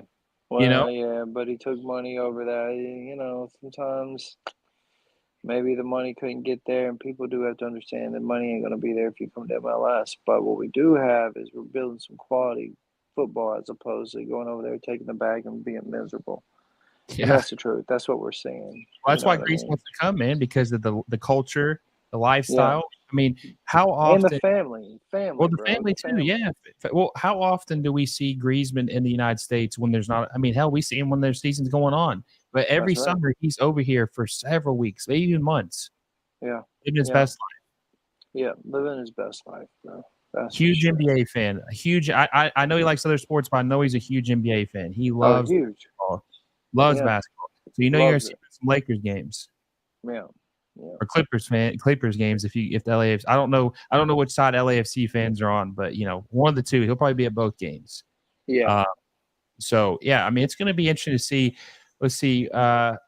So he said talking about the LA pool.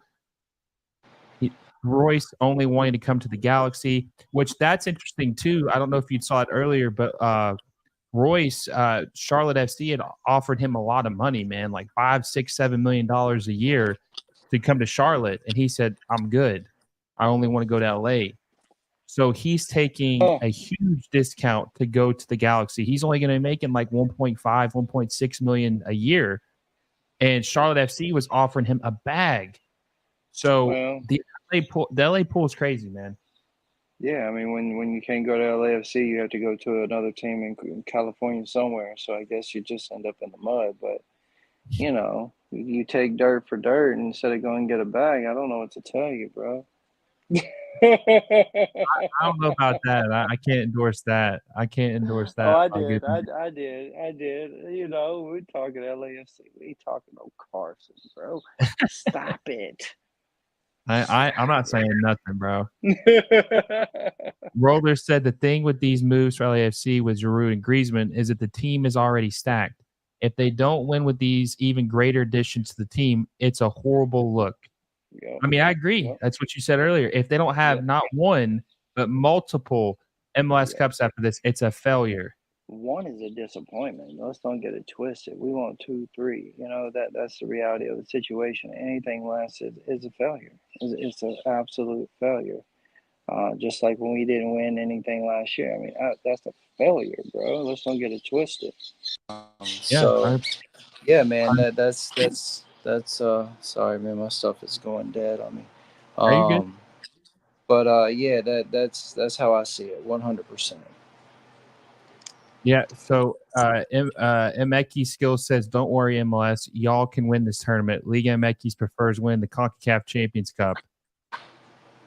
That's I fair. mean, that's No, fair, that's man. fair. I can't Yeah, I that's can't fair. say anything. They No, win. no, no. That's fair. I mean, he's absolutely right. But hopefully, we're going to put some teams in there, and with these types of moves that Miami and that ourselves are hopefully making, it's going to push other teams to make those moves. And the next time that we have those chances, we're going to be able to compete. Right now, it's a little unfair for MLS, but that's no excuse. We're in the tournament, and we should be winning them. Yeah. And Liga MX shoots for it, and that's the truth. And so I'm not going against what he just said. No, it's true, man. It's true. Yeah. I mean, we get our ass handed to us every year except one time. And I mean, it is what it is, right? They own us. They're better than us right now. And it is what it is. That's just the facts. Let's see. Roller says last year, Miami are also in the same position now with Messi, Suarez, Alba, and Busquets.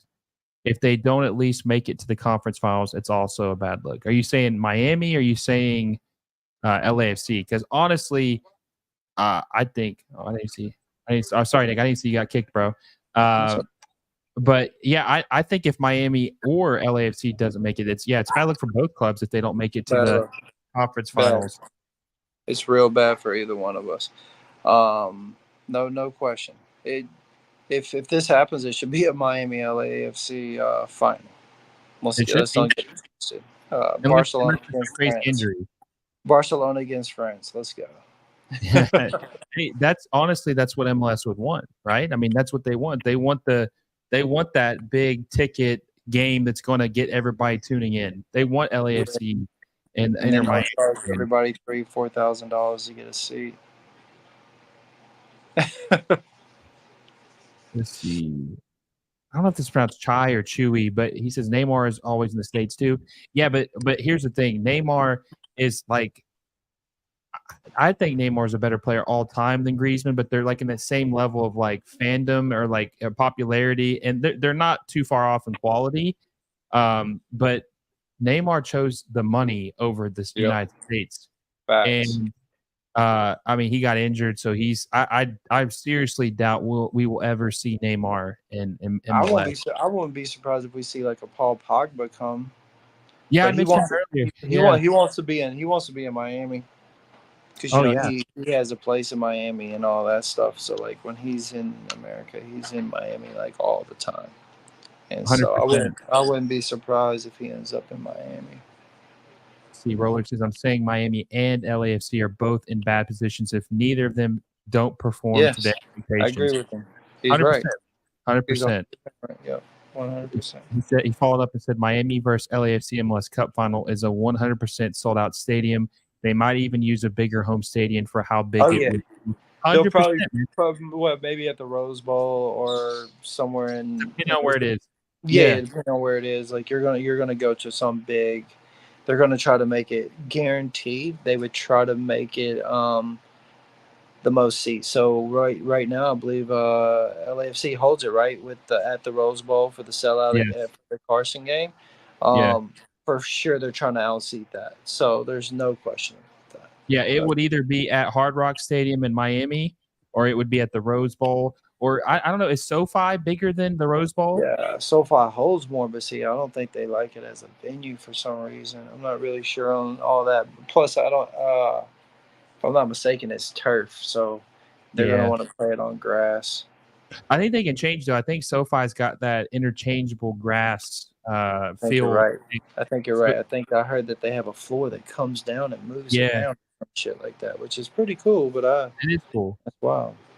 Yeah, so that's probably what would end up happening, man. They'd probably end up playing there or probably playing there. Maybe the Rose Bowl too. It just depends, right? But I honestly think if it's Griezmann versus Messi, two friends, two guys that played with each other, two big clubs, France versus Barca Light, that is going to be a sellout crowd wherever they decide to have that game.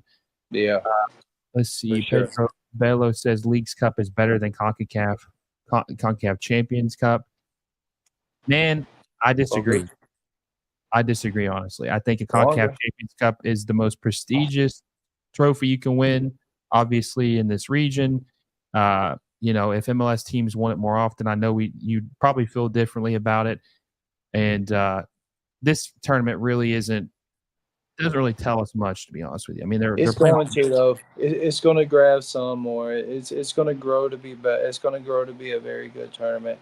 But yeah, I mean, the other one is that's what everybody's playing for. That's what you play these tournaments to get in. That's the thing. That's the difference.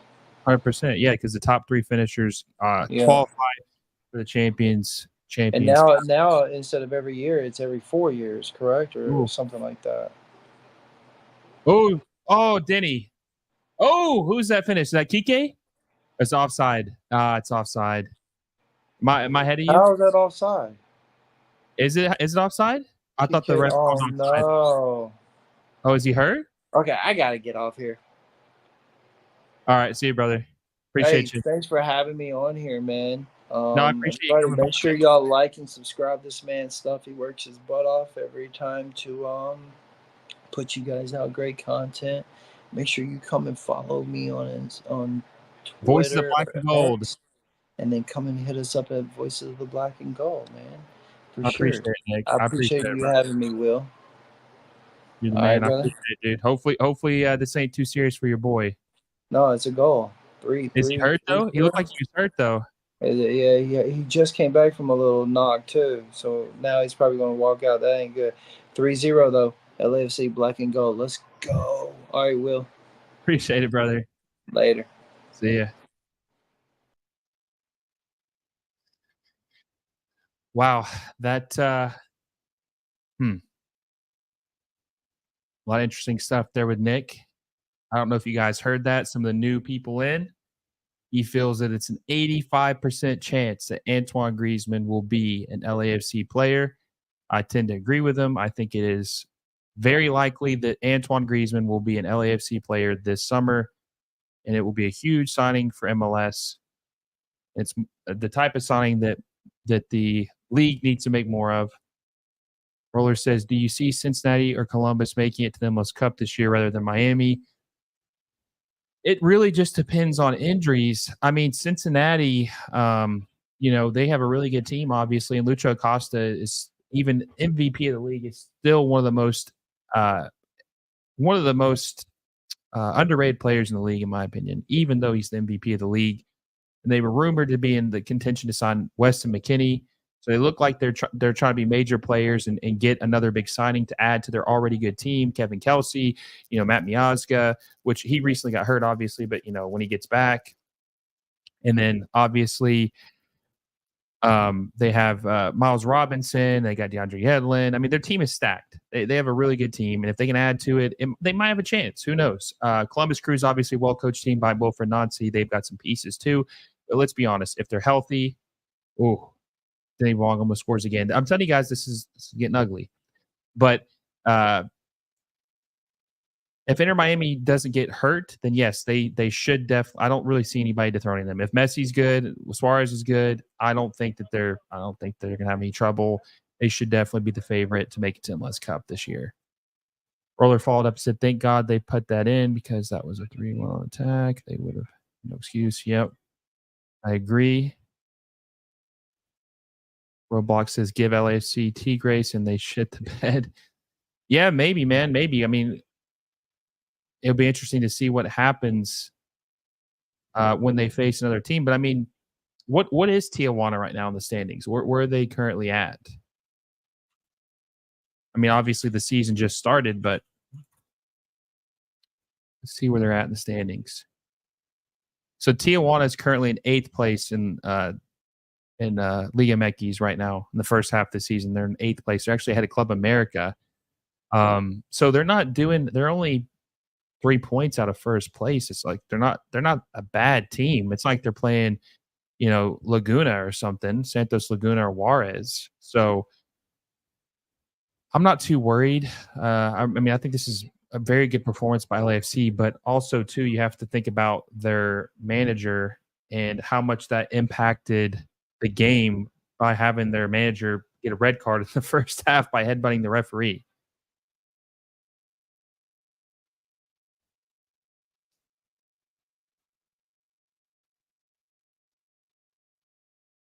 Roller says, "No, Tijuana manager has to sit in the box up above." Do you think this game will end BTTS?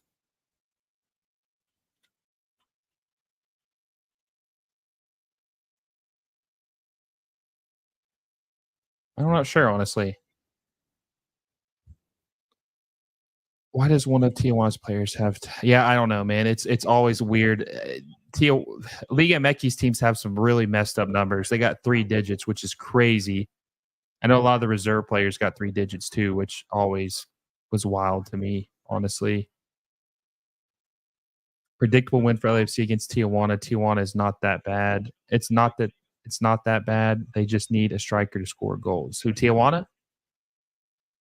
Yeah, Tijuana didn't look like they were too bad. They were just 3 points out of first place. Tijuana is horrible, bro. I follow the league. They were at the last place last season. Yeah, but I mean, they're what are they? They're tied for only 3 points out of first place right now. I mean, they've only played 4 matches, but I mean, they're not the worst team in Liga MX,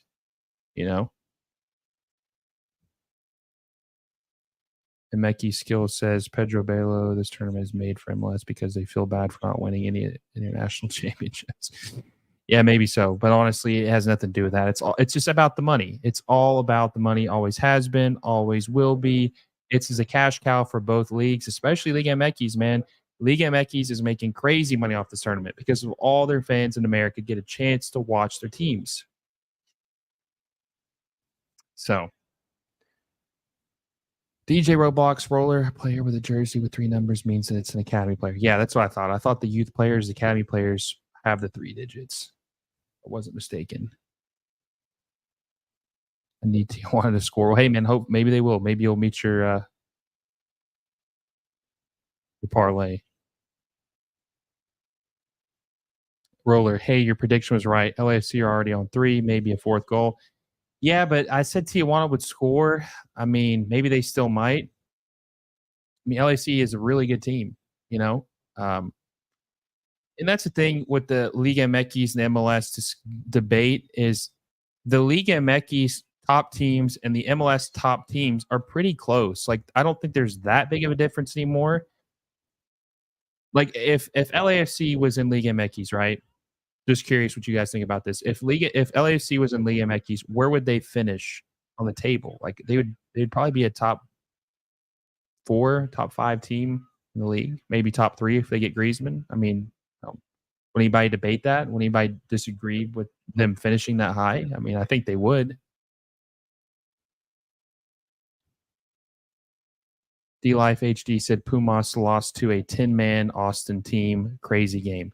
Yeah, like I mentioned this earlier. I'm sorry if I think you'd asked a little bit earlier about this, but I think that's really impressive for Austin because they do pretty bad in these tournaments, and they've been struggling obviously the last 2 years. So that's a good win for them. Hopefully, it'll turn things around and they'll have a bounce back season. Roller says with their roster, got to be top 5 at least. Yeah, I agree. I think they definitely would be. Roblox says, I don't think so. Atmosphere playing in Liga MX is different. Yeah, I agree. But when you say that if they're playing in the league, they grow accustomed to that, right? Right now, it's a different animal because they don't play in games like that. So if they're playing in these games every week, wouldn't they get used to it? Wouldn't they like build a tolerance for the crazy atmospheres in Liga MX? Chai or Chewy says, all right, dude, I'm out. I'm going to get some, I guess that means asada fries. All right, man. Appreciate you stopping by. Thank you so much.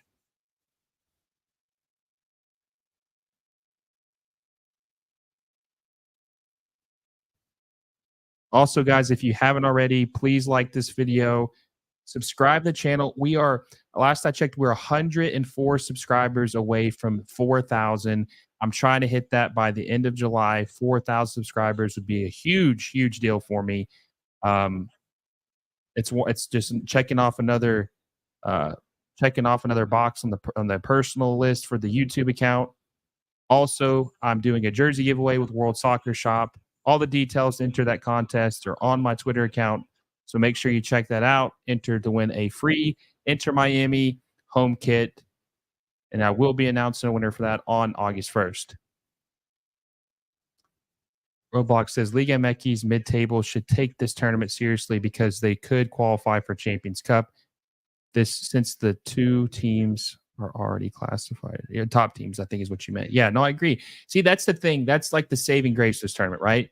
Even though there's a lot of issues with this tournament, the top 3 teams do qualify for the Champions Cup. So, and it's funny, I said this earlier that I think that they created this to give MLS a better opportunity because this tournament favors them. Oh, there it is. Luongo with the brace. 4-0. Is it offside? No, it looks like it's good.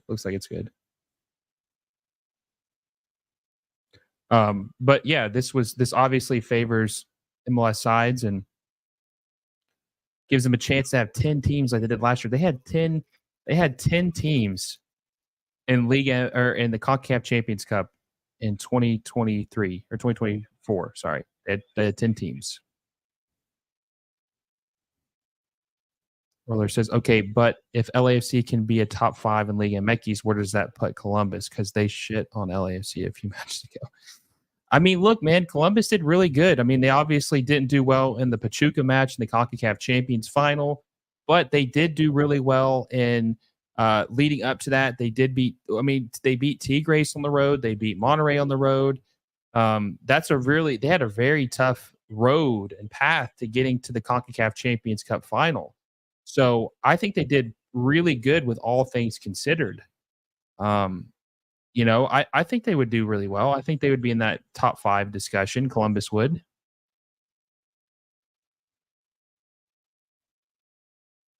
America, Chivas, Cruz Azul, Monterrey, Tigres, Pumas are all already qualified for Champions Cup. Cruz Azul and Club America are already qualified for the Champions Cup in 2026. Leagues Cup proves that some MLS teams can compete, but then they are finally on the pitch a lot, or when they are finally on the pitch, a lot of these teams just crap themselves. Yeah, that's another thing. I think that the moment is kind of big for a lot of these teams. They're not used to playing certain. We have one of the biggest issues we have, and this even goes to the national team side, is that we are just so comfortable playing at home on American soil that we are just completely shell shocked when we play abroad. And that's not good. That's why I don't like this tournament in a lot of ways because I would like to see us play in Liga MX or I'm sorry, Mexico because I'd like to see what we do, right? Aren't you guys curious what would happen? How bad it would be? I mean, I would love to see it at least 1 year and see what would happen. And one of my like dreams for this tournament is to eventually have it as like a World Cup style tournament, but like with other like the Argentinian teams and the Brazilian teams. But instead of having all teams in the league, have like the top 8 teams from all 4 leagues: Argentina, MLS, Liga MX, and Brazil. Have the top 8 teams from each league in the 32 team World Cup style tournament and rotate the host countries, right? 1 year being Argentina, 1 year being Mexico, 1 year being Brazil, 1 year being the United States. And that thing would sell would sell out, would do crazy numbers. It would do crazy numbers. People would line up to watch that. And it would be a serious spectacle. I would love to see that.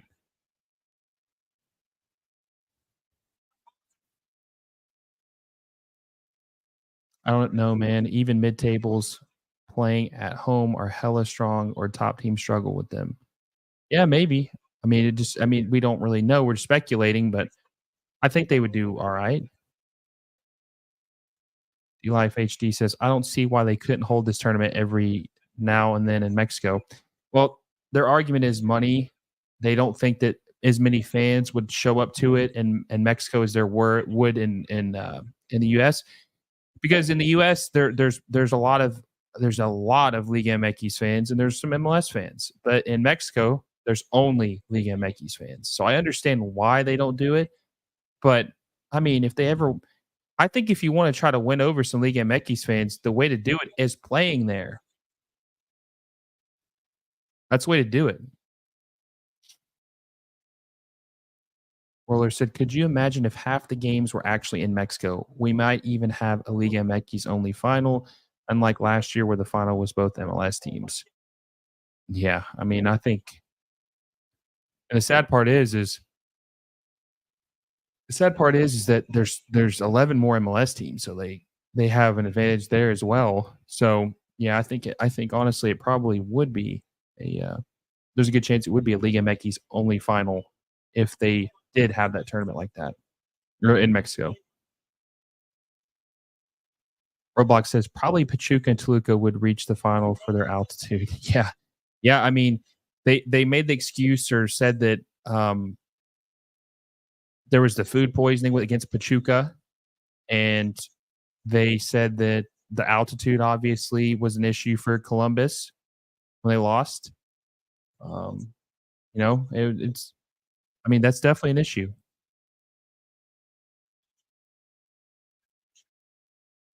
Hey, give me just like 1 minute, 60 seconds. I'll be right back out to use the restroom real quick.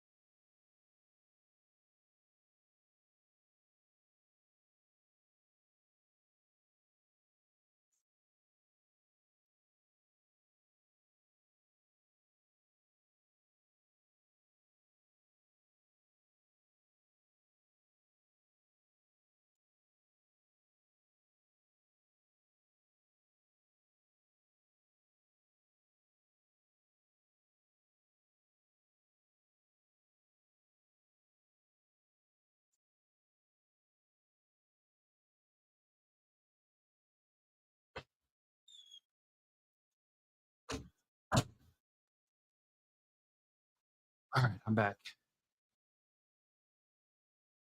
Sorry about that. 2 hours without a restroom break can be pretty tough.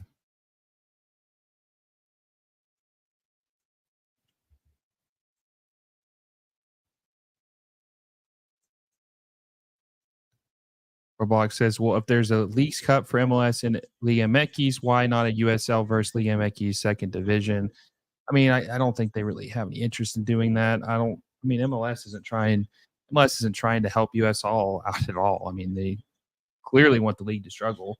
That's why they pulled a lot of their teams out of their league and they've started their own developmental league. They don't really want to help USL out. And I think USL's been pissed about that. And on top of it, USL, they've been trying to take a lot of the USL markets.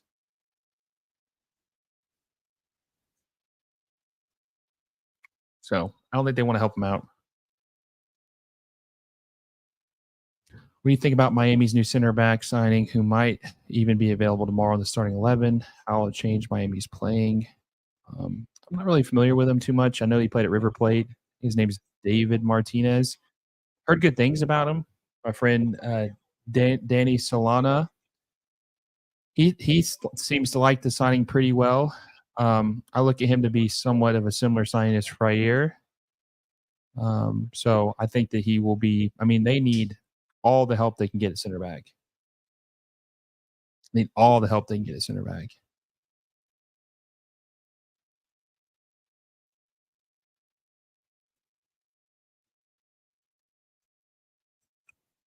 Saw since he was also signing some good center backs. Like right now, they're signing good center backs. Maybe trying to get some Matt Miazga depth. D Life says, I think MLS and Liga MX are pretty close. They have 5 to 6 top teams. We have 2 to 3 top teams, but the rest of our league is stronger than theirs, I think. What do you think of my opinion? I mean, I think that Liga MX is a really, really competitive league. I don't know. I think it might be actually. I think that the teams in Liga MX, it might be a deeper league, honestly. I mean, MLS has got some really bad teams. I know Liga MX does too. But I'll give you an example. I'm looking at their standings from last year. So they only have 18 teams. Okay. So the 10th place finisher had 24 points in the Clausura, I think it's how it's pronounced, portion of the season. And the winner, Club America, had 35. But there were 6 teams within 4 points of first place. So that's how close it was for their league. And I would say that the thing with MLS is they have to get some of these cheap teams to start spending. I mean, look at Montreal. They don't have any DPs, like any true designated players. They have players that could be bought down. And that you just can't. I mean, that's just unfathomable that in 2024 that there would be clubs with no designated players in Major League Soccer. That's absolutely insane. So I just think that there's got to be some of these teams have got to be held accountable. But that's the thing. The owners are never going to agree to make cheap teams spend. So I don't really know what you can do. You know? It'll be interesting to see how that changes. I mean, there's got friends that work for a club who tells me changes are coming. Don't really know what that's going to entail, but some of these cheaper teams have got to start spending. There's no reason that Montreal can't at least spend like Columbus or Cincinnati or teams like that. I mean, no one's asked them to spend like Miami or LAFC, but why can't Montreal can't they spend like Columbus or Cincinnati? I mean, the owner doesn't want to spend, then why does he have the team? It's not like it's a cash cow and they're making a lot of money, so why does he own the team?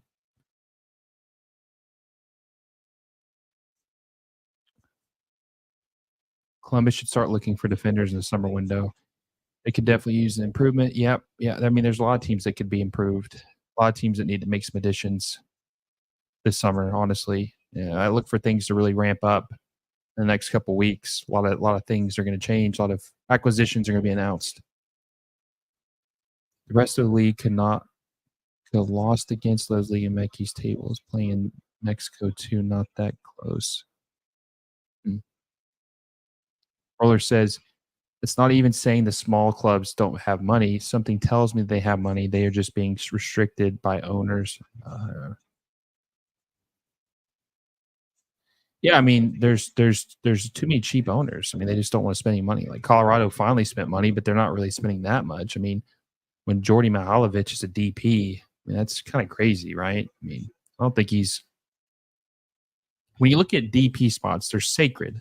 Okay, they're rare. You don't. Only 3 of them. You got to be very effective on what you do with them. And I don't think anybody could convince me that Jordy Mihalovic is worth a designated player spot. He's a TAM player at best. I don't even know if he's worth that at this point. He's been terrible in the Olympics. He had a terrible game against France.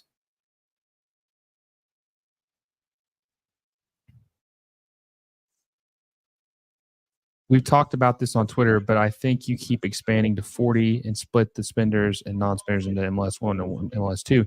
Yeah, I mean that's the goal, right? I mean that is the only way MLS will ever see some form of promotion relegation is a 40-team league that splits into 2 divisions or 2 divisions or leagues, MLS 1, MLS 2, and that's the only way that's going to happen.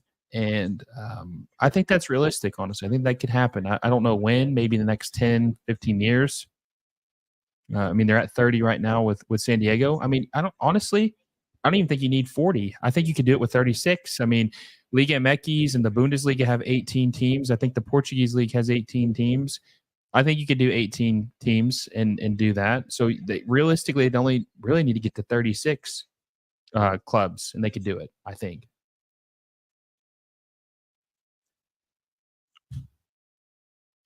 Lower says, I don't think they've heard of the phrase, you have to spend money to make money and to make improvements. Yeah, I agree. I say it all the time. You have to spend money to make money. Have to. I don't think they realize they Messi was like the first big signing that they've had in a while. And I think that they were just thinking that he was going to make all this money and they wouldn't have to spend, but they gotta capitalize on that, right? Because I say this all the time. How are you going to keep these fans around when he's gone?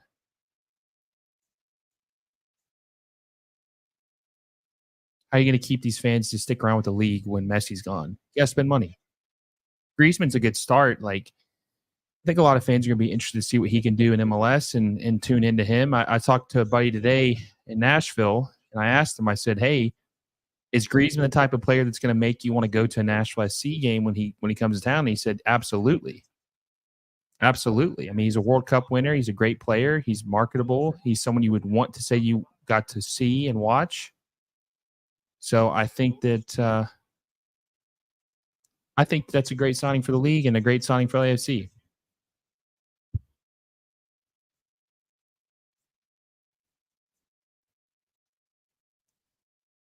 Emeki Skill says MLS is growing. They made it to the final 5 in just 7 years. CONCACAF Champions final 5 in just 7.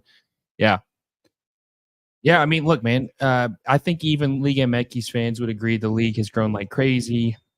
They made huge improvements in the last decade. They would have never had a chance to make it to a final, compete at all several years ago. So they have made huge improvements to the league, right? I think even Liga MX fans could acknowledge that, even though that this game they don't consider to be legitimate, which I understand. But they would even admit that the MLS has improved significantly. Anybody who watches this, watches soccer would have to admit it's improved. And even though I'm harsh on it a lot of times, I mean, I'm just being honest. I mean, it has improved. I would like to see it improve more than what it has.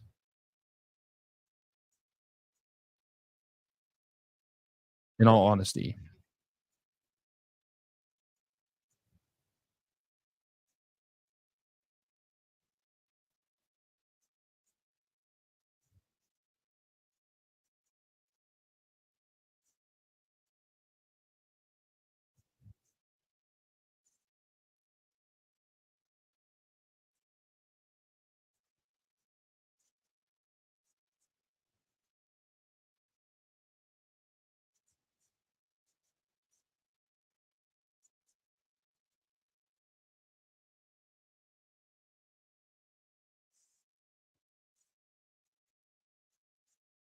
You gonna score 4 here?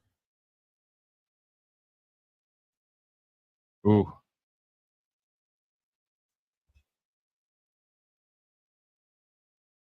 See a lot of people be upset about all the big signings like Messi and Suarez and Miami's big recognition, but they don't realize that it literally helps the league and other teams get stars too.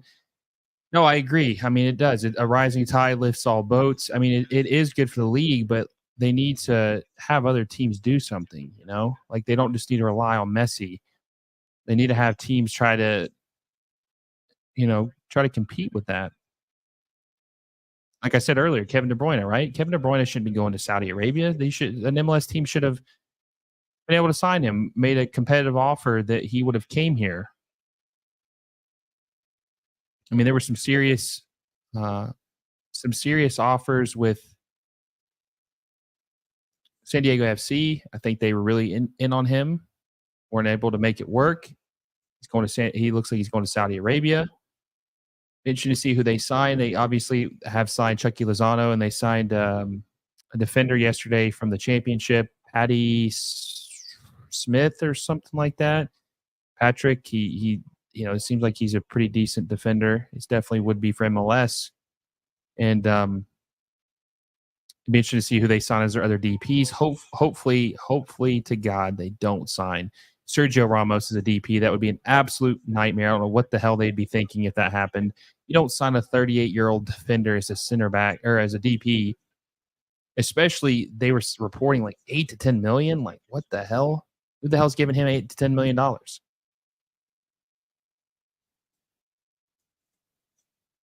Yeah, the fact that we didn't get KDB is a huge miss. That had MLS move written all over it. Yeah, I agree, man. I agree. There's so many players like that. I know that he's very controversial, but I am really surprised that we're never going to see Cristiano Ronaldo in MLS. I figured he would have been a marketing dream because obviously he speaks English, so like the commercial opportunities, the name recognition, the player. I mean, I honestly thought he was destined for the Galaxy at one point. So very surprised that we'll never get to see Ronaldo. Looks like we'll never see Messi or Neymar. Not looking good for Lewandowski. There's a lot of players that you thought would be destined for MLS, but just seems like that ship has sailed and it's not going to end up happening, which is really sad, because they try to get away from the big player or, try to get away from signing the big name players and try to sign the younger players. Problem is they don't have enough slots to sign enough young players to where you have a full squad and you just see all this quality like oozing like an Ajax or something like that. So having a big player makes it more attractive for these teams to tune in and watch these guys, right? I mean, Messi alone got 1 million subscribers or 1 million people to come watch MLS Leagues Cup. So the name power does have carry weight still. I mean, Saudi is giving literal bags for players to wash out on the bench. The bag is the bag, I guess.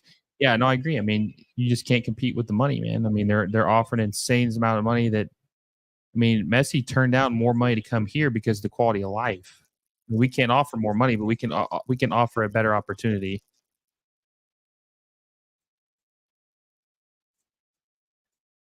Yeah.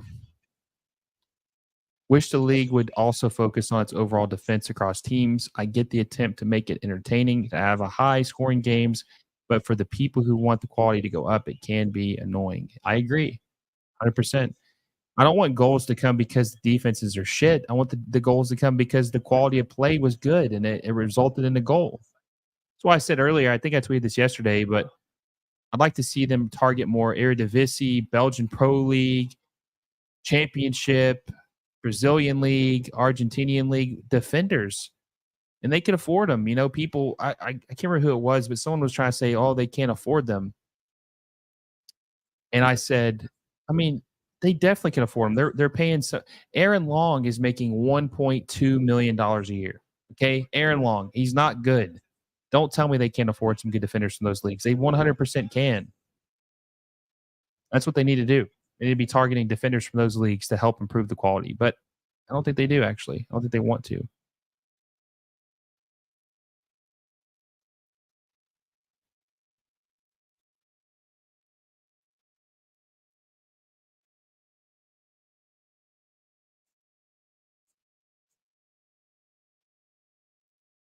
By the way, I was just looking on Twitter. Do we know for sure if how many games does a manager miss if they get a red card? Do they miss a couple games?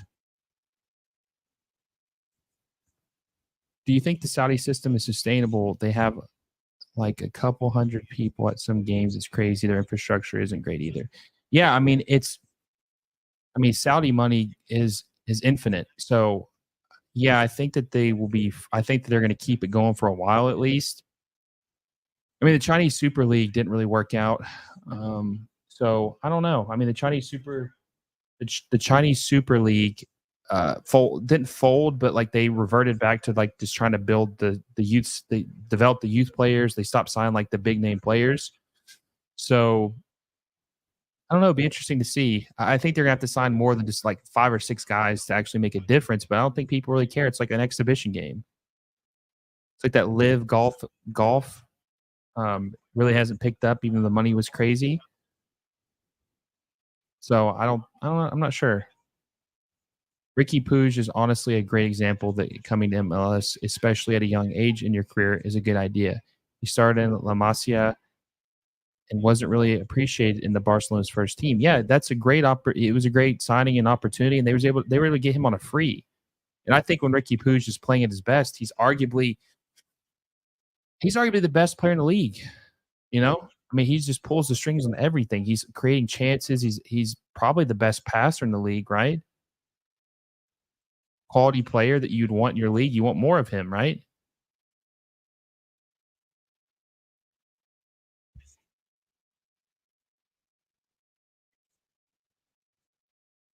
Yeah, that's the thing though. In 3 or 4 years, I think he'll be too old. Like he's 25 years old right now. So in 3 or 4 years, he'll be 28 or 29.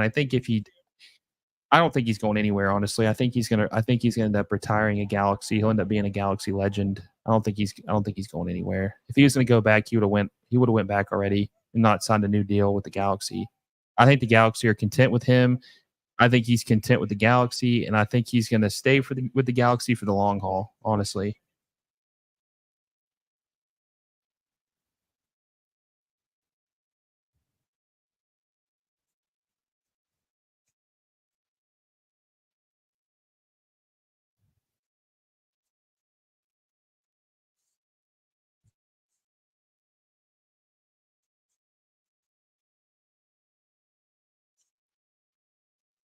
Tijuana's dominated possession, 72% to 28%. 300 more passes too. What the hell? That's crazy. That is crazy. Jolo's player that was injury has not woken up from the coma yet. Are you serious? The guy that they carted off the field in the first half, he's in a coma?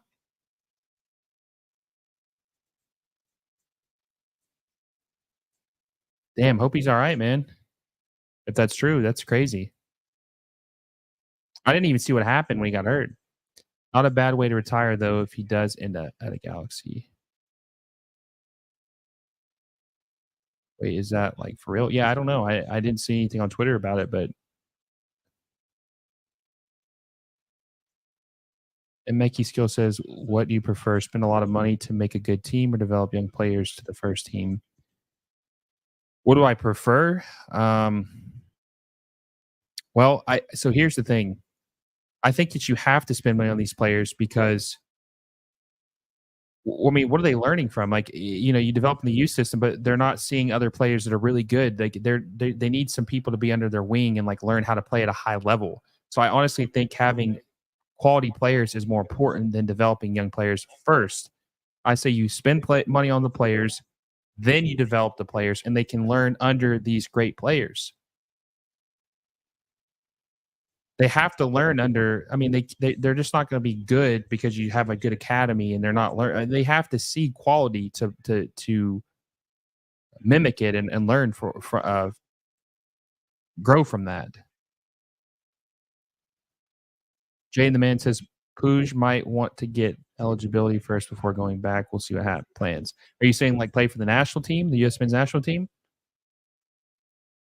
Or are you just saying like get citizenship in general?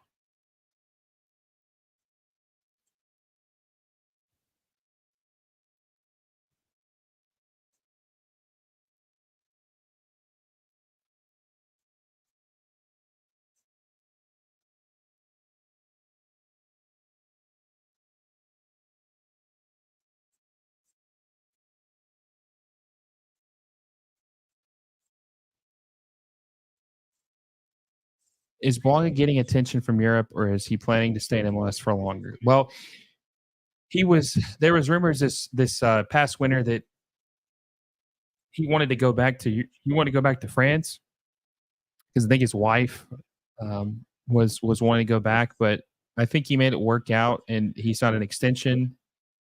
And he's one of the higher paid players in the league now, so I think he's good. I don't think he's going anywhere, especially since he just signed that new extension. I think he's here for the long haul.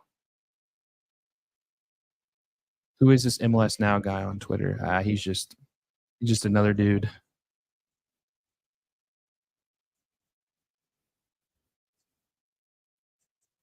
You know what's funny is he said, "I thought you weren't watching Leagues Cup," and then I said, "Where'd you pull that out of?" And then he quote tweeted me and said, "I keep receipts." And this receipt he has and says, I said, "Are we going to be?" He says, "Our game's going to be played in Mexico this time. If not, I have no interest." Never said I wasn't going to watch it though. And then I quote tweeted him and showed him me saying, "I'll be watching." And yeah, it is what it is. You never know, but 2030 is in Spain. So yeah, I mean, there's players in MLS that are close to eligibility that I would love to see on the national team. One of them is Hani Mukhtar. I would love to see Hani Mukhtar play for the national team. He's really good. He's not going to get a call from Germany. I'd love to see him play for the national team. And Lucho Acosta is another one, but Lucho Acosta, I think, is 2 years away from eligibility, and Hani Mukhtar can play next year, if I'm not mistaken. Intercontinental Cup. Are you talking about like the Copa Libertadores and the CONCACAF winner?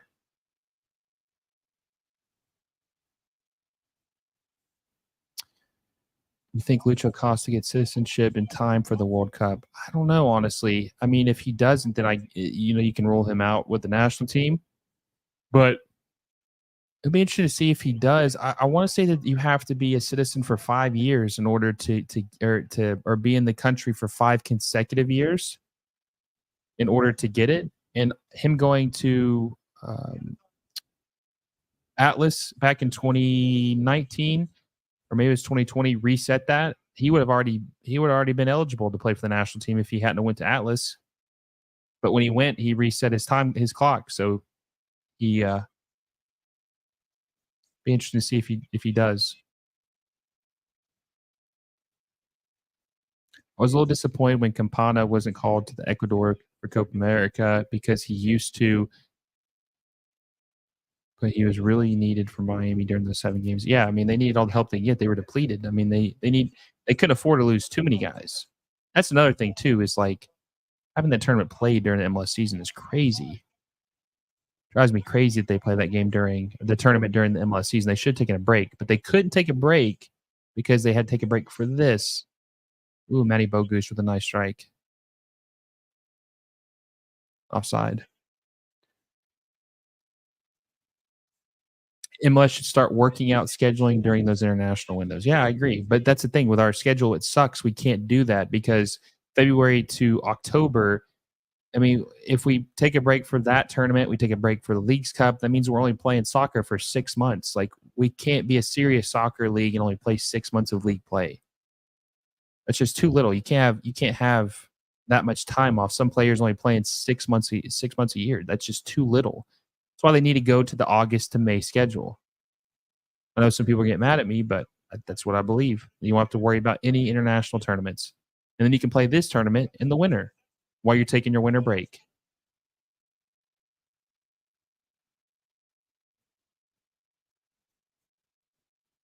It's crazy the stoppage time was only 2 minutes when we had 10 minutes in the first half. We have regular season, Leagues Cup, U.S. Open Cup, CONCACAF Champions Cup, and international windows. Yep.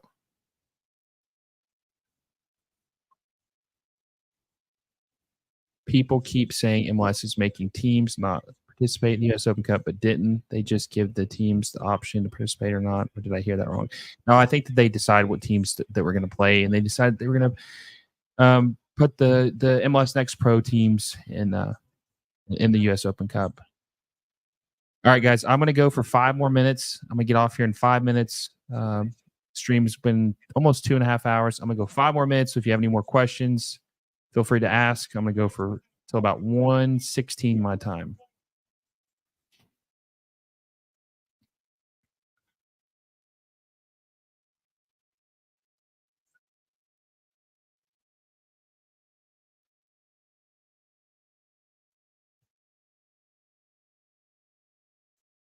Giving the teams the option shouldn't even be allowed. Yeah, I agree. 100%.